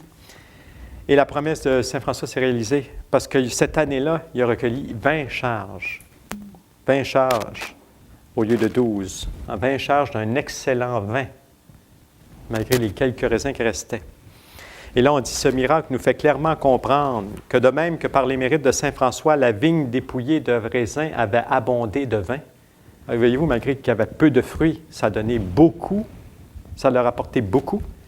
De même, le peuple chrétien, stérile en vertu par le péché, voyez-vous, malgré le peuple qui portait très peu de fruits à cause de ses péchés, abondait souvent en bons fruits de pénitence par les mérites et la doctrine de Saint François d'Assise. Voyez-vous, un juste retour des choses.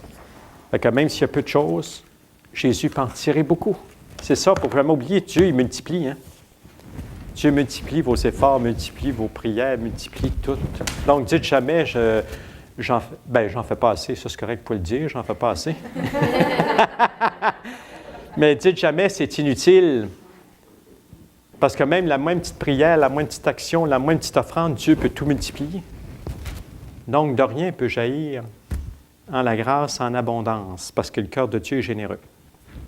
Donc, d'une très belle vision que vit un jeune frère qui avait le froc en telle abomination qu'il était disposé à quitter l'habit et à sortir de l'ordre. Donc, on dit un jeune homme très noble, raffiné, entra dans l'ordre. Et puis là, après quelques jours, il commençait à avoir l'habit qu'il portait en abomination. C'est-à-dire qu'il voyait ça comme un sac. Tu sais, non, il était assez en dégoût de ça, de porter cet habit-là, qu'il y en avait même en dégoût l'ordre au complet. Là, il voulait sortir, puis c'était fini.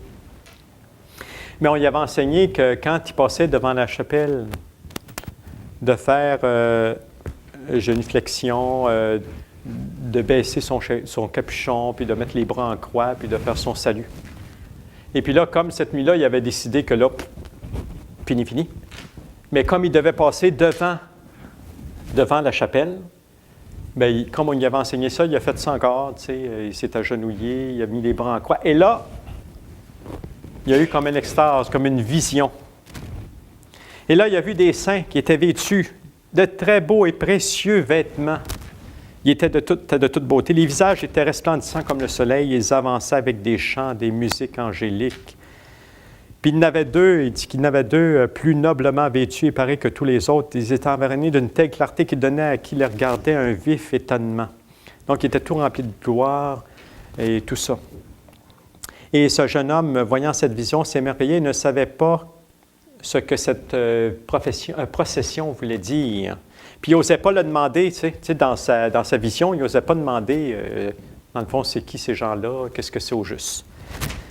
Et puis à un moment donné, il s'est décidé, puis il a demandé qu'est-ce que voulait dire, c'était quoi cette procession-là, c'était qui ces gens-là, c'était qui ces hommes-là qui étaient si bien vêtus.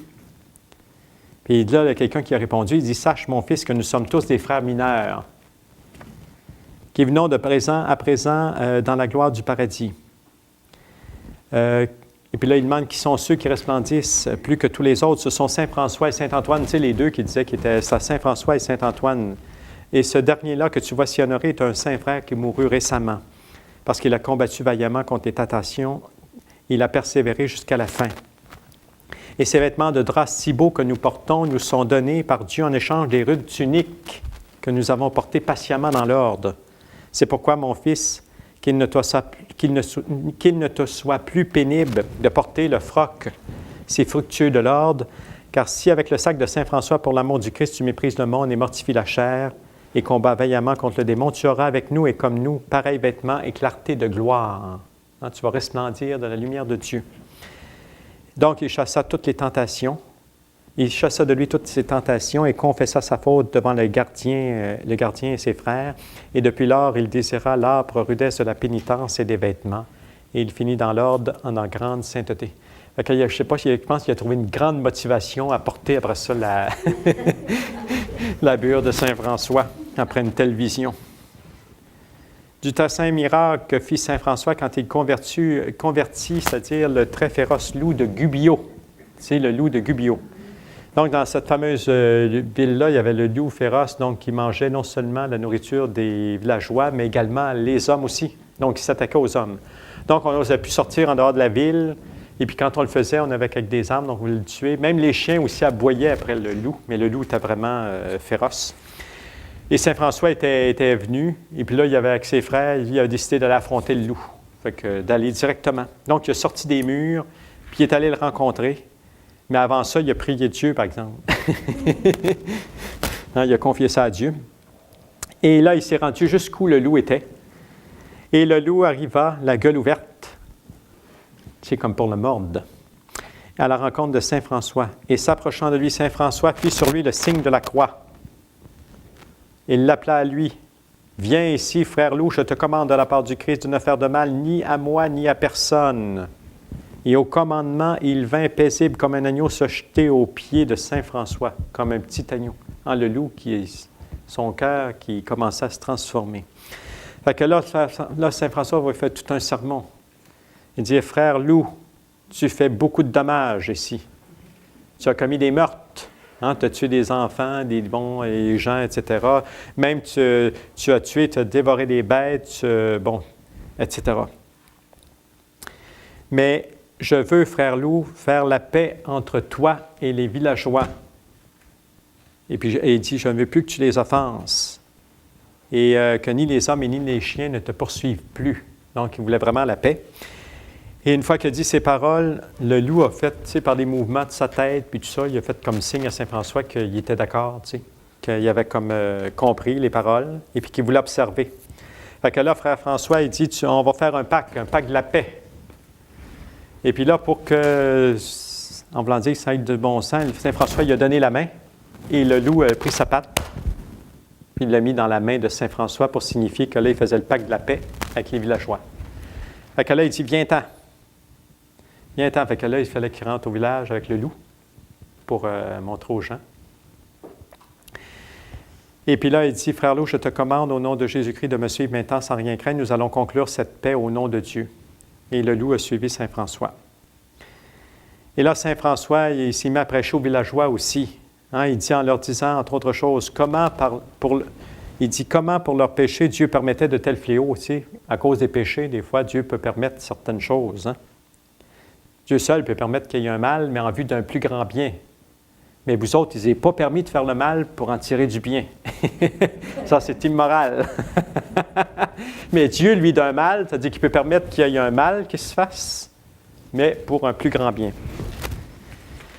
Donc, Dieu permettait de tels fléaux. Et combien le feu de l'enfer, qui doit durer éternellement pour les damnés, est plus redoutable que la rage du loup, qui ne peut tuer que le corps. Combien est donc à craindre la gueule de l'enfer quand la gueule d'un petit animal tient en peur et tremblement une telle multitude? Hein, il dit ce qui était plus à redouter, ce n'est pas la gueule du loup. La gueule du loup, voyez-vous, la gueule du loup, ça vous a tenu dans la peur. Mais il dit, il y a la gueule de l'enfer qui est encore bien plus à craindre que la gueule du loup.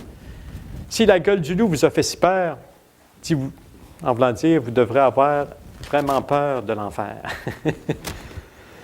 Il dit, tournez-vous donc vers Dieu, mes bien-aimés, faites pénitence de vos péchés, Dieu vous délivrera du loup dans le présent. Et là, c'est là que Saint François a dit, il a fait renouveler ce pacte-là devant le villageois. Puis là, il dit, pour dire, là moi, en voulant dire, là, je me tiens garant de toi, là, je dis aux autres là, que tu vas faire la paix, là, mais tu vas leur montrer. Puis là, encore là, Saint François, il a montré la main, puis le loup a mis la patte dedans pour conclure le pacte, pour que les villageois voient. Puis à partir de ce moment-là, les gens ils ont accepté le loup. Puis là, il venait de porte en porte les gens, parce que les gens, dans le pacte aussi, le pacte de paix, c'est qu'ils donnaient à manger au loup. Parce que dans le fond, c'est parce qu'il y avait faim, le loup, qui faisait ça. Mais là, les gens, après que Saint François est passé, c'est qu'il avait promis aussi de donner ce qui était nécessaire à sa survie. Donc, il passait de maison en maison, puis il y avait ce qu'il lui fallait de jour en jour. Et jamais plus, on dit que jamais plus aucun chien ne lui a aboyé après. Et après 2 ans, Frère Loup mourut de vieillesse, ce dont les habitants eurent grande douleur, car en le voyant aller si paisible par la ville, il se rappelait mieux la vertu et la sainteté de Saint François. Saint François est passé par là. Comment Saint François délivra un frère en état de péché du pouvoir du démon? Parce qu'à un moment donné, on dit que Saint François avait vu tout autour du couvent plein de démons. Plein de démons. Prêts à se jeter, mais il n'était pas à l'intérieur du couvent, parce qu'il ne pouvait pas, à cause de la vertu des frères. Il ne pouvait pas entrer. Mais un jour, ce qui est arrivé, c'est qu'un des frères qui est venu en grogne, en rage, il s'est pris avec un des frères. Puis là, il a gardé rancune. Et puis là, même, il était prêt pour en tirer vengeance. Il avait l'idée, là, tu sais, bon. Et puis là, c'est là que, dans le fond, Satan a eu comme une porte d'entrée, là. Et puis là, le démon est entré dans le couvent de cette manière-là. Et là, lui, Saint François avait tout eu ça, là, devant. Il voyait tout ça, là, il savait tout ça.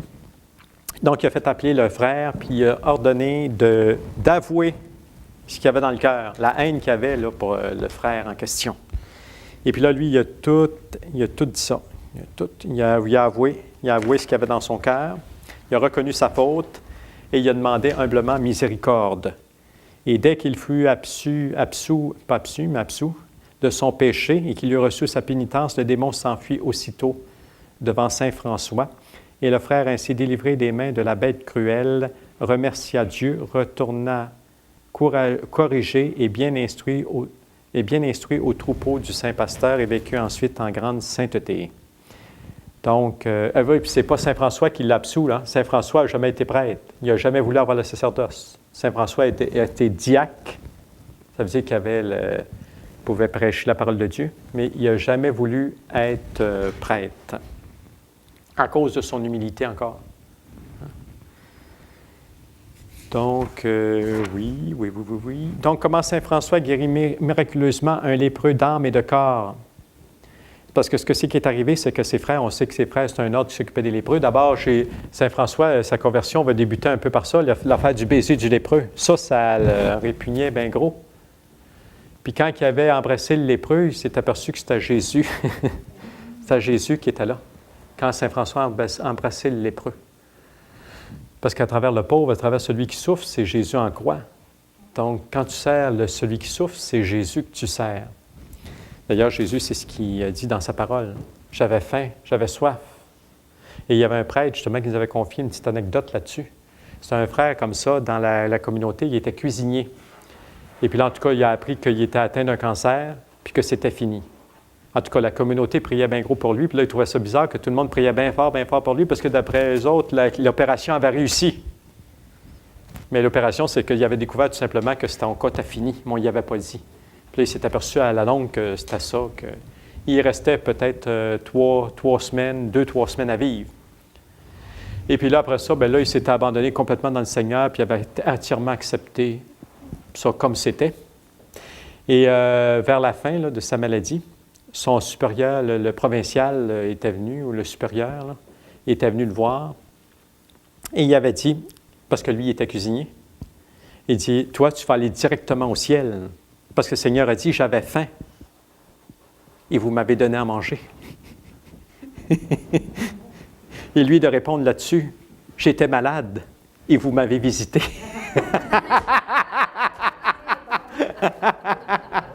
Fait que les deux vont aller au ciel direct. Donc, il s'occupait des lépreux. Ses frères visitaient. Bon, il y en avait un qui était insupportable. Même les frères, ils essayaient de supporter ça avec patience, mais ils se sont aperçus que probablement que le démon travaillait là, en quelque part, parce que tout ce qu'il lui faisait, il y avait toujours de quoi dire. Assez qu'à un moment donné, les frères, parce qu'à cause qu'ils blasphémaient. Ils blasphémaient contre le Christ puis contre Jésus. Fait que là, eux autres, quand ils ont vu ça, là, ils en ont supporté un bon bout de temps, puis là, ils ont dit, non, là, nous autres, c'est assez. On ne s'occupera plus de lui. Mais avant ça, on dit, on va en parler à Saint François. Fait que Saint François a décidé de s'occuper du cas en question. Il dit, je vais aller le voir. Puis là, c'est là qu'il avait découvert que, justement, il était possédé du démon. Il était possédé dans le sens que le démon le travaillait. Et puis là, lui, il disait, ouais, mais il dit, en voulant dire, qu'est-ce que tu peux faire, tes frères, tout ce qu'ils ont fait? En voulant dire, Saint François l'exhortait en disant, oui, mais si tu acceptes ça avec patience, si tu endures ça avec patience, tu vas avoir beaucoup de mérite, puis tout ça. Oui, mais il dit, en voulant dire, quelle sorte de mérite que je peux avoir? Moi, en voulant dire, je suis toujours dans la peine, puis dans la misère, puis en voulant dire, je ne suis pas capable de supporter. Mais Saint François, il dit, qu'est-ce que tu veux que je fasse pour toi? Je vais le faire. Bien, il dit, je veux, OK, il dit, c'est correct. Il dit, je voudrais que tu me laves tout entier, car je pue si fortement que je ne peux pas me souffrir moi-même. C'est-à-dire que je ne peux même pas endurer cette odeur-là. Fait que Saint François fait bouillir de l'eau, mais avant ça, il demande au Seigneur d'agir. Donc, il fait bouillir de l'eau, tout ça. Puis là, avec ses mains, Saint François commence. Mais là où les mains de Saint François, la peau va se guérir. Au fur et à mesure que François va le laver, toute sa peau va guérir. Là, Jésus va guérir de sa lèpre.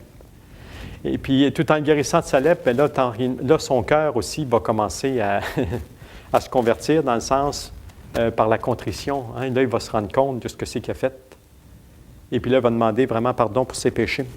Il va être complètement guéri de sa lèpre, tout en étant guéri dans son cœur. Hein. Dieu va guérir, va permettre ça par les mains de Saint François. Et ainsi, pendant 15 jours, il persévéra à pleurer amèrement ses péchés et à demander miséricorde à Dieu, se confessant parfaitement au prêtre. Et donc, il guérit du corps et d'âme. Après les 15 jours, il fut atteint d'une autre maladie. Et là, par contre, là, il est mort en recevant les sacrements de l'Église, etc., dans l'abandon total entre les mains de Dieu. Et pas longtemps après, c'est Saint François, qu'une fois qu'il est en prière dans le bois, il va avoir son apparition à lui, de ce lépreux-là. Il dit, me reconnais-tu? Et Saint François lui dit, mais qui es-tu? Il dit, je suis le lépreux que le Christ a guéri par tes mérites et je vais aujourd'hui à la vie éternelle. Donc, il assure de son salut. Il dit, sache qu'il n'est pas de jour au monde où les saints anges et les autres saints ne rendent grâce à Dieu des saints fruits que toi et ton ordre vous faites dans les diverses parties du monde. Il n'y a pas une journée où les saints et les anges de Dieu ne rendent gloire à Dieu pour tous les fruits qui sont portés par cet ordre.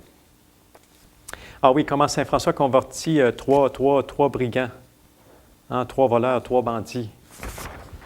Ce que c'est qui est arrivé, c'est que d'abord, il y avait un jeune homme qui s'appelle Frère Ange, que Saint François avait accueilli dans l'ordre et qui l'a fait gardien du couvent. Et là, tout d'un coup, ces 3 fameux brigands-là arrivent au couvent pour demander l'aumône, imaginez. Des bandits, des voleurs, des tueurs. Et puis là, ils se font ramasser par le petit jeune, comme on dit. Puis là, il lui donne ça. Il lui donne ça comme il faut. Il dit, vous, cruel assassin, vous n'avez pas honte de voler le fruit des fatigues d'autrui. Mais encore, présomptueux et effronté que vous êtes, vous voulez dévorer les aumônes qui sont envoyés aux serviteurs de Dieu. Vous qui n'êtes même pas dignes que la terre vous porte, car vous n'avez aucun respect ni pour les hommes ni pour Dieu qui vous a créés. Allez donc à vos affaires, ne paraissez plus ici. Fait qu'ils n'ont pas resté. Ils sont partis. Mais là, quand Saint François est revenu, parce que Saint François était parti, il était parti mentir, il était revenu avec un peu de vin, et puis encore des pains, une besace de pain, qu'il dit. Et puis là, le petit jeune, le gardien, il commence à expliquer ça, comment il les avait reçus. Oh! Mais là, Saint François n'était pas content. Il dit non. Il dit, tu t'es conduit avec cruauté, car on ramène mieux les pécheurs à Dieu par la douceur que par de cruels reproches. Et là, c'est pourquoi il a dit, là, tu vas partir avec le vin là, que j'ai ramassé, la besace de pain. Tu vas courir jusqu'à temps que tu les rattrapes. Tu vas t'excuser. Tu vas demander pardon. Tu vas avouer ta faute, que tu as agi envers eux d'une manière cruelle. Tu vas accuser ta cruauté, puis tu vas revenir après. Puis tu vas leur dire aussi que Saint François leur fait dire d'abandonner leur vie, par exemple, leur vie de bandit, de voleur, puis tout ça, de tueur, puis de tout ce que tu veux. Donc, le petit frère, par obéissance, part, puis finit par les rejoindre. Et là, après ça, une fois que le petit frère leur dit ça, puis tout ça, là, leur compte tout ça, là, eux autres, ils disent « Oh! » Là, ils disent « Malheur à nous, misérables, infortunés que nous sommes. Comme sont dures les peines de l'enfer, hein, qui nous attendent, nous qui allons non seulement battant notre prochain, le frappant, le blessant, mais même le tuant, et cependant de tant de mots et d'actions scélérates que nous commettons, nous n'avons aucun remords de conscience. Et voilà que ce saint frère qui est venu à nous, et pour quelques paroles qu'il nous a dites, justement à cause de notre méchanceté, nous a humblement avoué sa faute, et nous a en outre apporté du pain et du vin et une si généreuse promesse du Père Saint. Donc là, il dit entre eux autres, « Ouais, mais en voulant dire, on peut-tu être pardonné après tout ce qu'on a fait? » Et lui, après avoir juste quelques paroles, mais nous autres, qu'est-ce qu'on a fait? Lui, il ne sait rien, qu'est-ce qu'il a fait? Puis lui, il vient se jeter à nous autres, à nos pieds, comme s'il était un criminel. Mais ce n'est pas lui le criminel, c'est nous autres. Et puis là, c'est là qu'il dit, il y en a un des trois qui dit, « Allons voir Saint François, voir s'il n'y a pas quelque chose à faire. » Si la miséricorde de Dieu peut nous sauver. Et puis là, Saint François leur parle, bien entendu, de la miséricorde, puis il dit, bon, tout ça, il rassure que oui, mais en autant qu'il change de vie, par exemple, pas qu'il continue. Donc, ils décident ils vont tous rentrer dans l'ordre. Ils vont tous rentrer dans l'ordre, les trois. Mais il y en a deux dans ça qui ils vont mourir peu de temps après leur conversion. Et là, le troisième va vivre pendant une quinzaine d'années. Il dit, pendant 15 ans. Même, il va faire pénitence, là, il va parler, même en dehors des carêmes, lui, il va faire carême quasiment à l'année, là, puis il va, en tout cas, même, il dormira presque pas. Parce que, tu sais, eux autres, ils se lèvent la nuit pour dormir, mais lui, au lieu d'aller se recoucher, il va rester toujours levé. Mais une journée, là, il ne pouvait plus combattre le sommeil, il va dormir. Et puis là, il va faire comme une espèce de rêve, de songe. Et là, c'est un ange qui vient avec lui, puis qu'il jette dans le fond d'un abîme, d'un trou, pougne. Puis là, il descend de là, dans l'abîme. Puis là, dans le fond de l'abîme, l'ange vient le rejoindre, mais lui, il est tout brisé, il est tout... Là, il dit, l'ange qui lui dit, « Lève-toi, il faut que tu continues ta route. » En voulant dire, tu n'as pas fini ton pèlerinage terrestre. En voulant dire, tu as bien des épreuves à traverser avant d'arriver à la béatitude éternelle, avant la vie éternelle. Mais là, l'autre, il dit, « Ouais, mais en voulant dire, tu ne me ménages pas. » Puis là, lui, il touche, l'ange le touche, puis il redevient tout guéri, tout normal. Et puis là, il continue, puis là, il monte encore des pics à traverser, en tout cas des montagnes, puis tout ça. Encore là, il devient tout défait. Puis même, il le jette à un moment donné dans une fournaise.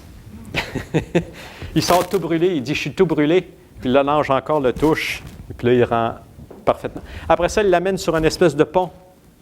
Il est mince, il est étroit. Et puis, en dessous du pont, c'est des serpents, c'est des dragons, du coup, des affaires de bêtes. Il ne faut pas qu'ils tombent là-dedans, puis c'est très glissant. Puis là, l'ange, il dit, « Je vais passer, moi, puis où tu vas voir la trace de mes pas, puis il suit la trace de mes pas. » Mais rendu au milieu du pont, l'ange s'envole, lui, il disparaît. Bingo! Il s'en va sur une autre montagne, il le voit partir. Puis là, lui, il se retrouve là-dessus. Puis il ne peut pas bouger, ni avancer, ni reculer, parce que sans ça, il va tomber. Il sait qu'il va tomber dans l'eau, les dragons, puis tout ça, qui le prennent. Donc, ce qu'il décide de faire, c'est que là, il se retourne vers Jésus, vers Dieu, puis il se met à prier.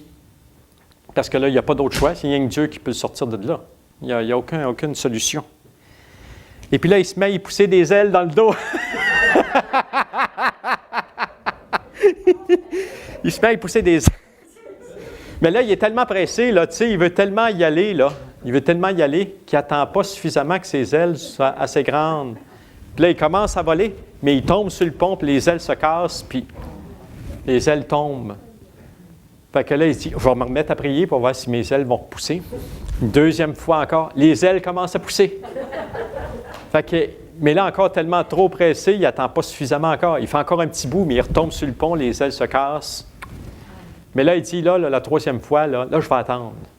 Puis là, il dit que de la première fois, la deuxième fois, la troisième, lui, là, c'est comme si c'était passé 150 ans. C'est comme si 150 ans s'étaient passés, là, tout ce temps-là. Mais là, la troisième fois, il a vraiment pris son temps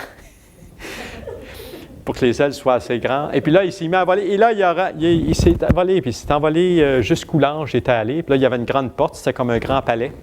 Et puis là, le portier qui roule. Puis là, il dit, « Je suis un frère mineur. » Puis là, le portier dit, « Oh, attention, je vais aller chercher Saint François. » C'est lui qui va nous dire si vraiment c'en est un. Et puis là, il voyait toutes des belles choses, par exemple. Là tu sais, il voyait vraiment le ciel, toute la beauté du ciel, puis tout ça. Et Saint François est arrivé à la porte. Il dit, laissez-les entrer. Il sentit tant de consolation et tant de ça qu'il oubliait toutes les tribulations qu'il avait subi comme s'il n'avait jamais existé. Hein? Il a tout oublié. Devant le ciel, c'est rien, là, tout ce qu'il avait traversé. Donc, Saint François il dit, il faut que tu retournes sur la terre. Là. Tu vois, ton livre n'est pas fini. Un peu comme la petite rame, hein? Ton livre n'est pas fini. Là. Donc, tu devras passer encore 7 jours sur la terre. Mais après ça, au bout de 7 jours, tu vas, et c'est ce qui est arrivé. Donc, il est retourné, c'est-à-dire qu'il s'est réveillé, là, lui. Pour lui, ça va passer comme si ça va, dans son affaire, c'est comme ça va passer 150, mais c'était court. Dans sa vie réelle, là, ça va passer comme un moment très court. Et donc, quoi qu'il lui parût y avoir été beaucoup d'années, ça a été un temps assez bref. Et dans les 7 jours, il commençait à être pris de fièvre, et le 8e jour, Saint François vint à lui et l'amena avec lui. Hein, dans la gloire du ciel avec les bienheureux pour la vie éternelle. Donc, c'était pour lui montrer que justement, il devait traverser beaucoup d'épreuves, mais qu'à la vue du ciel, toutes ces épreuves-là, comme rien. En espérant qu'il nous arrive la même chose pour nous. que lorsqu'on s'arrive à la porte, qu'ils ne nous disent pas « Ah, je ne te connais pas. » Ça arrive, hein, la parabole, hein, « Je ne te connais pas. » Hein, Jésus qui dit les vierges, là, les vierges insensées puis les vierges sages, il dit, je ne vous connais pas, restez dehors. Là, il y aura des cris et des grincements dedans. Moi, je vais m'arranger pour qu'ils me reconnaissent certains. C'est pour ça que je vais m'arranger. Moi, je m'accroche toujours à la Vierge Marie. Fait que comme ça, elle va dire, tu ne le reconnais pas, tu es sûr, là, Jésus? Tu ne le reconnais pas? Je te dis, laisse-les passer. tu peux te fier à moi, je te le dis. Bon. Donc, comment le démon a apparu plusieurs fois à Frère Ruffin sur la forme du crucifié? Ah oui, c'est parce que là, oui, Frère Ruffin, donc, il était tourmenté, une période tourmentée de sa vie. C'est que lui, le crucifié, il apparaissait, mais c'était le démon qui était sous la forme du crucifié. Donc, la subtilité. Mais en même temps, qu'il ne passait pas, il n'arrêtait pas d'y dire qu'il était donné, que ça ne lui donnait rien de prier comme ça, puis de faire des pénitences, puis tout ça, parce qu'il était sur la liste des donnés. C'était écrit, puis pourquoi te tourmentes-tu par la pénitence et par la prière? Parce que tu n'es pas des prédestinés. Hein? Tu n'es pas un des élus à la vie éternelle. Et crois-moi, je sais ce que je sais qui j'ai élu et prédestiné. Mais oui, s'il voyait le Christ crucifié, lui, qui y parlait. Puis il dit, sache que tous ceux qui ont suivi Saint François d'Assise, là, toutes des données, toute la gang. Il t'a trompé. Hein, il t'a trompé. Donc, son esprit, de plus en plus, était dans la tristesse, donc il n'y avait plus la joie. Et ça, pour nous montrer que, justement, quand les idées comme ça nous trottent aussi dans la tête, ou peuvent nous trotter dans la tête, puis qu'il nous reste toujours de la tristesse, c'est pas l'esprit de Dieu, ça, qui nous habite à ce moment-là. Et dans le fond, il s'était fait piéger, justement, là, par l'Esprit. Il n'avait pas pu discerner que c'était l'Esprit de Dieu. Mais il s'était fait piéger, là, lui. Ainsi, Saint François, voyant en esprit le danger de qui était le frère Massé. Donc, il a envoyé frère Ruffin auprès de lui. Et l'autre, quand il a parlé, il dit, qu'ai-je à faire de Saint François? Tu sais, c'est tellement qu'il était programmé, là, à cette heure, là, Saint François, il ne voulait plus rien savoir. Et puis là, c'est là que l'autre, il lui dit que, justement, que là, on va dire, hey, réveille-toi, c'est le démon là, qui est. Mais il dit, viens voir Saint François. Fait que finalement, il a accepté, il est venu auprès de Saint François. Et là, Saint François, il a tout montré la ruse du démon là, dans ça. Puis remarquez ce qu'il va y dire. Mais quand le démon te dira encore, tu es damné, quand le démon te dira encore, là, tu es damné, là, il dit, tu lui diras, ouvre la bouche que je fasse dedans. Oui, allez-y. Exprimez-vous. Ouvre la bouche que je fasse dedans. Et même ils mettent une petite note, puis ils disent, c'est vraiment ça que... Oui, lui, il peut en manger. Et ça me fait plaisir. Donc, et tu auras la preuve qu'il est le diable, car aussitôt que tu lui auras fait cette réponse, il prendra immédiatement la fuite. Donc, en tout cas, après ça, il a été bien consolé dans son cœur. Il a avoué sa faute à Saint François. En tout cas, il a été bien consolé de ça, là. Puis dans son cœur, il a retrouvé la joie. Et là, tout d'un coup, il était encore en prière. Puis là, oui, bon, c'est ça. Puis là encore, il faut le crucifier. Mais là encore, il dit, t'es damné, puis tout ça. Puis là, quand il va lui dire, il va lui donner la réponse, ouvre ta bouche que je fasse dedans, là. Et là, tout d'un coup, il t'entend un de ces bruits, parce que ça, c'était dans la montagne, là. Et là, il entend la montagne qui est en train de se défaire. Pour montrer comment que le démon t'a fâché, oui. Vraiment fâché.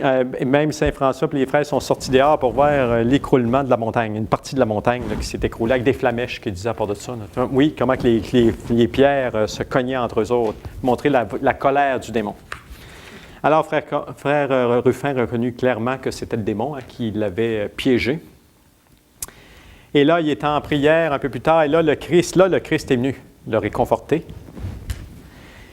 Et là, il dit, tu as bien fait de croire, frère François, car celui qui t'avait contristé était le diable. Mais moi, je suis le Christ, ton maître. Et pendant que tu vivras, tu ne ressentiras jamais plus ni tristesse, ni mélancolie. Fini. Et depuis lors, il était confirmé dans une telle grâce et sécurité de son salut qu'il fut tout changé un autre homme, et il serait resté jour et nuit en prière à contempler les choses divines si on l'avait laissé. Donc après ça, ça a été la joie continuelle dans son cœur, constamment, constamment. Même aussi, saint François, disait-il, du frère Ruffin, se trouvait canonisé en cette vie par Jésus-Christ lui-même, et qu'il n'hésiterait pas, sauf en sa présence, de dire Saint Ruffin, bien qu'il fût encore vivant sur la terre. C'est comme si le Christ l'avait consacré, canonisé. Vous ne saviez pas ça, hein? Non, hein? On apprend des choses avec saint François. Donc, saint François qui connaissait les consciences. Bon, comment frère Massé obtint du Christ la vertu de sainte humilité? C'est qu'il avait entendu, à un moment donné, ses frères parlaient de l'humilité, puis la sainte humilité, puis bon, lui, il trouvait tellement ça beau que là, il voulait être, lui, confirmé par la grâce, lui aussi, par avoir cette vertu-là, cette grande vertu d'humilité. Et il s'est tellement en prière, puis en tout cas, il a fait des sacrifices pour ça. Même, il a dit qu'il s'enfermait dans sa cellule, se macérant par des jeûnes, des veilles, des prières, de grands gémissements devant Dieu pour obtenir du Seigneur cette vertu d'humilité. Il voulait absolument l'avoir. Et là, à un moment donné, il entend une voix, « Frère Massé, frère Massé ». Et là, il a reconnu que c'était le Seigneur. Il dit, « Mon Seigneur, que donnerais-tu pour avoir cette grâce que tu demandes? » Jésus qui demande ça. « Qu'est-ce que tu donneras en échange? » Et lui, il était prêt à lui offrir les yeux. « Je donnerai mes yeux, les yeux de ma tête. » Oui, de sa tête à lui, pas de... pas de son frère à côté. Donc, il dit, « Je donnerai mes yeux de ma tête. » Et Jésus qui a dit là-dessus, non, mais c'était quelque chose qu'il demandait là, qu'il disait là, lui, c'est-à-dire. Et le Seigneur, il dit qu'il était prêt à lui donner, mais qu'il lui conservait la vue. Que Dieu lui donnait, mais qu'il lui conservait la vue. Et là, le frère Massé était dans une lumière extraordinaire de jubilation, le visage joyeux, le cœur plein d'allégresse. Il demeurait ainsi en contemplation. Il était devenu très humble et il se jugeait le dernier de tous les hommes du monde. Et interrogé par frère Jacques, pourquoi il ne changeait pas l'expression de sa joie, parce que là, il avait trouvé son trésor. Son trésor, c'était l'humilité. Et Jésus lui avait donné. Il répondit avec une grande allégresse que lorsqu'en une certaine chose on trouve tout le bien, il n'est pas besoin de rien changer. Pourquoi changer quand on a trouvé le trésor de la vie? Il l'avait trouvé dans la vertu d'humilité. Aussi, une petite chose avec Sainte-Claire aussi. À un moment donné, elle avait eu la visite même du pape. Même les papes, les cardinaux, tout ça, venaient se renseigner. Puis à un moment donné, le pape était venu. Il s'était entretenu avec elle. Et puis là, à un moment donné, c'était à l'heure de la table, ils mangeaient du pain, eux autres. Ils n'avaient pas grand-chose avec ça. Donc, et là, le pape, au lieu de bénir, il a demandé à Sainte-Claire de bénir. Il dit, bénis les... Bien là, elle, tu comprends bien qu'elle ne voulait pas. Elle, le pape. Fait que là, pour pas qu'elle se sente gênée ou autre chose, là, ou par humilité, il dit, au nom de la sainte obéissance. Fait que là, au nom de la sainte obéissance, ça c'est le mot magique. C'est comme avec saint François. Donc, elle a obéi. Et en faisant le signe de croix sur un pain, des croix ont apparu sur tous les pains. qui était là. Tous les pains avaient le signe de la croix. On dit que le Saint-Père qui avait vu le miracle pris de ce pain est parti. Il est parti avec le pain, lui aussi. En rendant grâce à Dieu et laissant Saint-Clair avec sa bénédiction.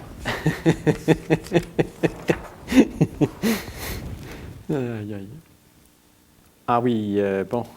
Ah oui, Saint Louis de France qui est venu visiter le couvent. Parce que là, on ne voit pas juste Saint François, mais aussi ses frères. Parmi ses frères, le frère Saint-Gilles. Il était venu voir le frère Saint-Gilles. Donc, il était venu en pèlerin. Il avait cogné au couvent, mais il ne s'était pas fait reconnaître. Tu sais, il n'était pas habillé en roi comme un homme ordinaire qui avait cogné au couvent puis il avait demandé le frère Gilles. Et puis là, le petit portier, lui, il ne savait pas que c'était lui, mais il dit tout simplement au frère Gilles qu'il y a quelqu'un qui veut te voir. Et puis là, quand ils sont vus, ils sont jetés dans les bras l'un de l'autre, comme s'ils s'avaient toujours connus, sans se parler, sans se dire un mot. Puis là, ils ont resté de même, là, agenouillés l'un vers l'autre comme ça, pendant... Puis, à un moment donné, le roi s'est levé, puis il est parti. Puis, ils ne se sont pas dit un mot. Puis, ça restait comme ça. Fait que là, les frères, à un moment donné, ils se sont dit, « Ouais, mais qui c'est qui était là? Quelqu'un que tu connaissais, a l'air, en voulant dire, un de tes bons amis. » Il dit, « C'était le roi Louis de France. » Oui, mais on voulait dire pourquoi que tout ce temps-là, tu n'as pas dit un mot. On voulait dire, ouais, on voulait dire, tu as manqué un peu. Tu aurais pu lui dire au moins quelques bonnes paroles. Tu sais, le roi de France, ça ne viendra pas tous les jours au couvent. Donc, il dit, il dit, c'était pas nécessaire. Il dit, vous allez comprendre.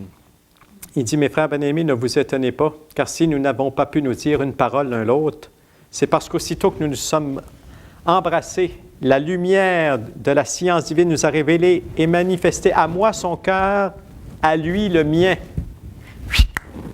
Par la grâce divine, ils ont vu le cœur de l'un de l'autre, fait qu'il n'y avait pas besoin de se parler. Et ainsi, par une divine opération, nous avons connu ce que je voulais lui dire et ce qu'il voulait me dire, beaucoup mieux que si nous avions parlé des lèvres.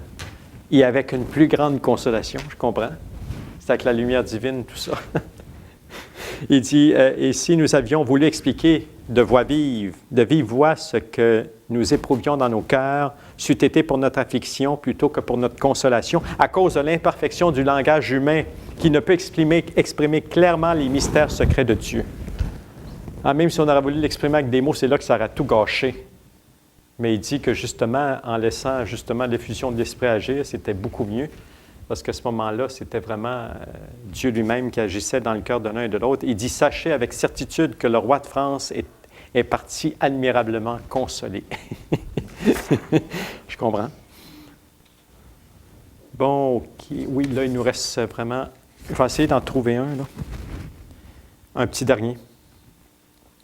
Mais il ne faudra pas que j'attende trop longtemps, parce que la cassette va se terminer. Non, c'est parce qu'il y en a un vers la fin que je voulais dire, mais je ne m'en souviens pas assez par cœur pour le dire. Lorsque Saint-Antoine, oui. Ça, prêcher aux poissons, vous savez ça pas mal, Saint-Antoine de Padoue. Une grande tentation. Oui, les beaux miracles. Convertir un jeune frère.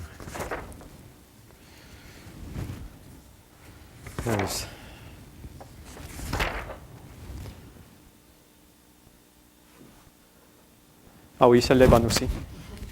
Mais, ah oui, non, OK, je l'ai. OK. Ah oui, ça va finir avec ça. C'est très, très bon. C'est délicieux. Oui, puis c'est bon pour de ça.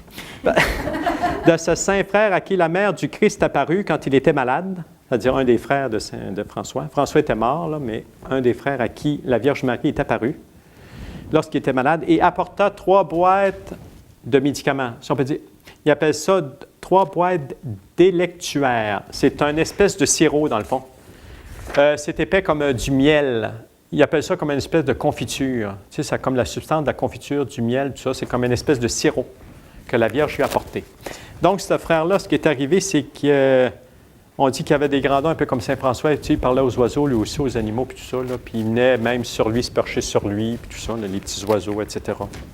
Et puis un jour, bon, ben, il tombait, on dit tomber mortellement malade, au point qu'il ne pouvait rien prendre, il ne pouvait pas, mais il ne voulait pas non plus aucune médecine terrestre. Aucune médecine terrestre. Oui, il se voyait partir, c'était la fin. Donc, comme il était dans son lit se préparant à la mort, et c'est là qu'il y a eu la visite de la Vierge Marie. Et il y est apparu entouré d'une multitude d'anges et de vierges saintes. Et on dit qu'il commençait à le supplier humblement de prier son fils, de le tirer de ce monde. Dans le fond, lui, il était prêt, on va dire, lui, il se voyait partir. Là. On va dire, on va dire, tu viens me chercher, prépare-moi à cette rencontre-là avec Jésus. Et la Vierge Marie lui répondit en l'appelant par son nom, « Ne crains rien, mon fils, car ta prière est exaucée, et je suis venu pour te réconforter un peu avant que tu ne partes de cette vie. » Donc, les 3 vierges qui étaient venues, c'est elles qui portaient les fameuses 3 boîtes, l'espèce de sirop, si tu veux, de médicaments.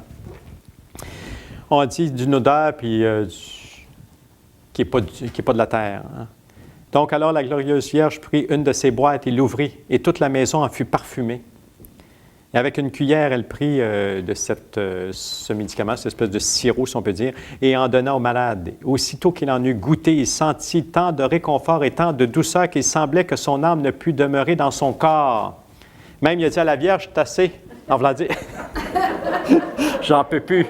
C'est un supplice. » Un supplice dans la douceur. C'était tellement bon là, que c'était trop bon pour que son cœur humain puisse l'absorber. Elle dit, « Ne m'en donnez pas plus, ô très douce mère. Ne m'en donnez pas plus, car je ne peux plus supporter tant de suavité, tellement que c'était bon. » Mais la compatissante et bonne mère n'en offrit pas moins plusieurs fois, puis même assez qu'elle y a vidé la boîte. Elle a vidé la boîte. Puis la première boîte vidée, la bienheureuse Vierge prit la seconde et mit la cuillère dedans pour lui en donner. Et puis là, il s'est plaint encore. « Si mon âme s'est comme toute liquéfiée par l'odeur et la suavité de la première, comment pourrais-je supporter le second? » Là, elle dit, « Goûte encore un peu. » La Vierge qui dit ça, « Goûte encore un peu, mon fils, de cette seconde boîte. » Et là, il en donnait un peu. Et aujourd'hui, mon fils, tu en as eu autant qu'il t'en faut. On va dire, là, tu as eu ta ration pour aujourd'hui. Et conforte-toi, mon fils, car bientôt je viendrai pour toi et te conduirai au royaume de mon fils. Et ayant pris congé de lui, elle partit. Et il resta si consolé que pendant plusieurs jours, il survécut rassasié et fort sans aucune nourriture corporelle. C'était une nourriture qui était vraiment spéciale. Et quelques jours après, comme il parlait joyeusement avec les frères, il passa dans une grande allégresse et jubilation de cette vie misérable à la vie bienheureuse. Amen. Donc, on va s'arrêter là pour nos Fioretti de Saint François.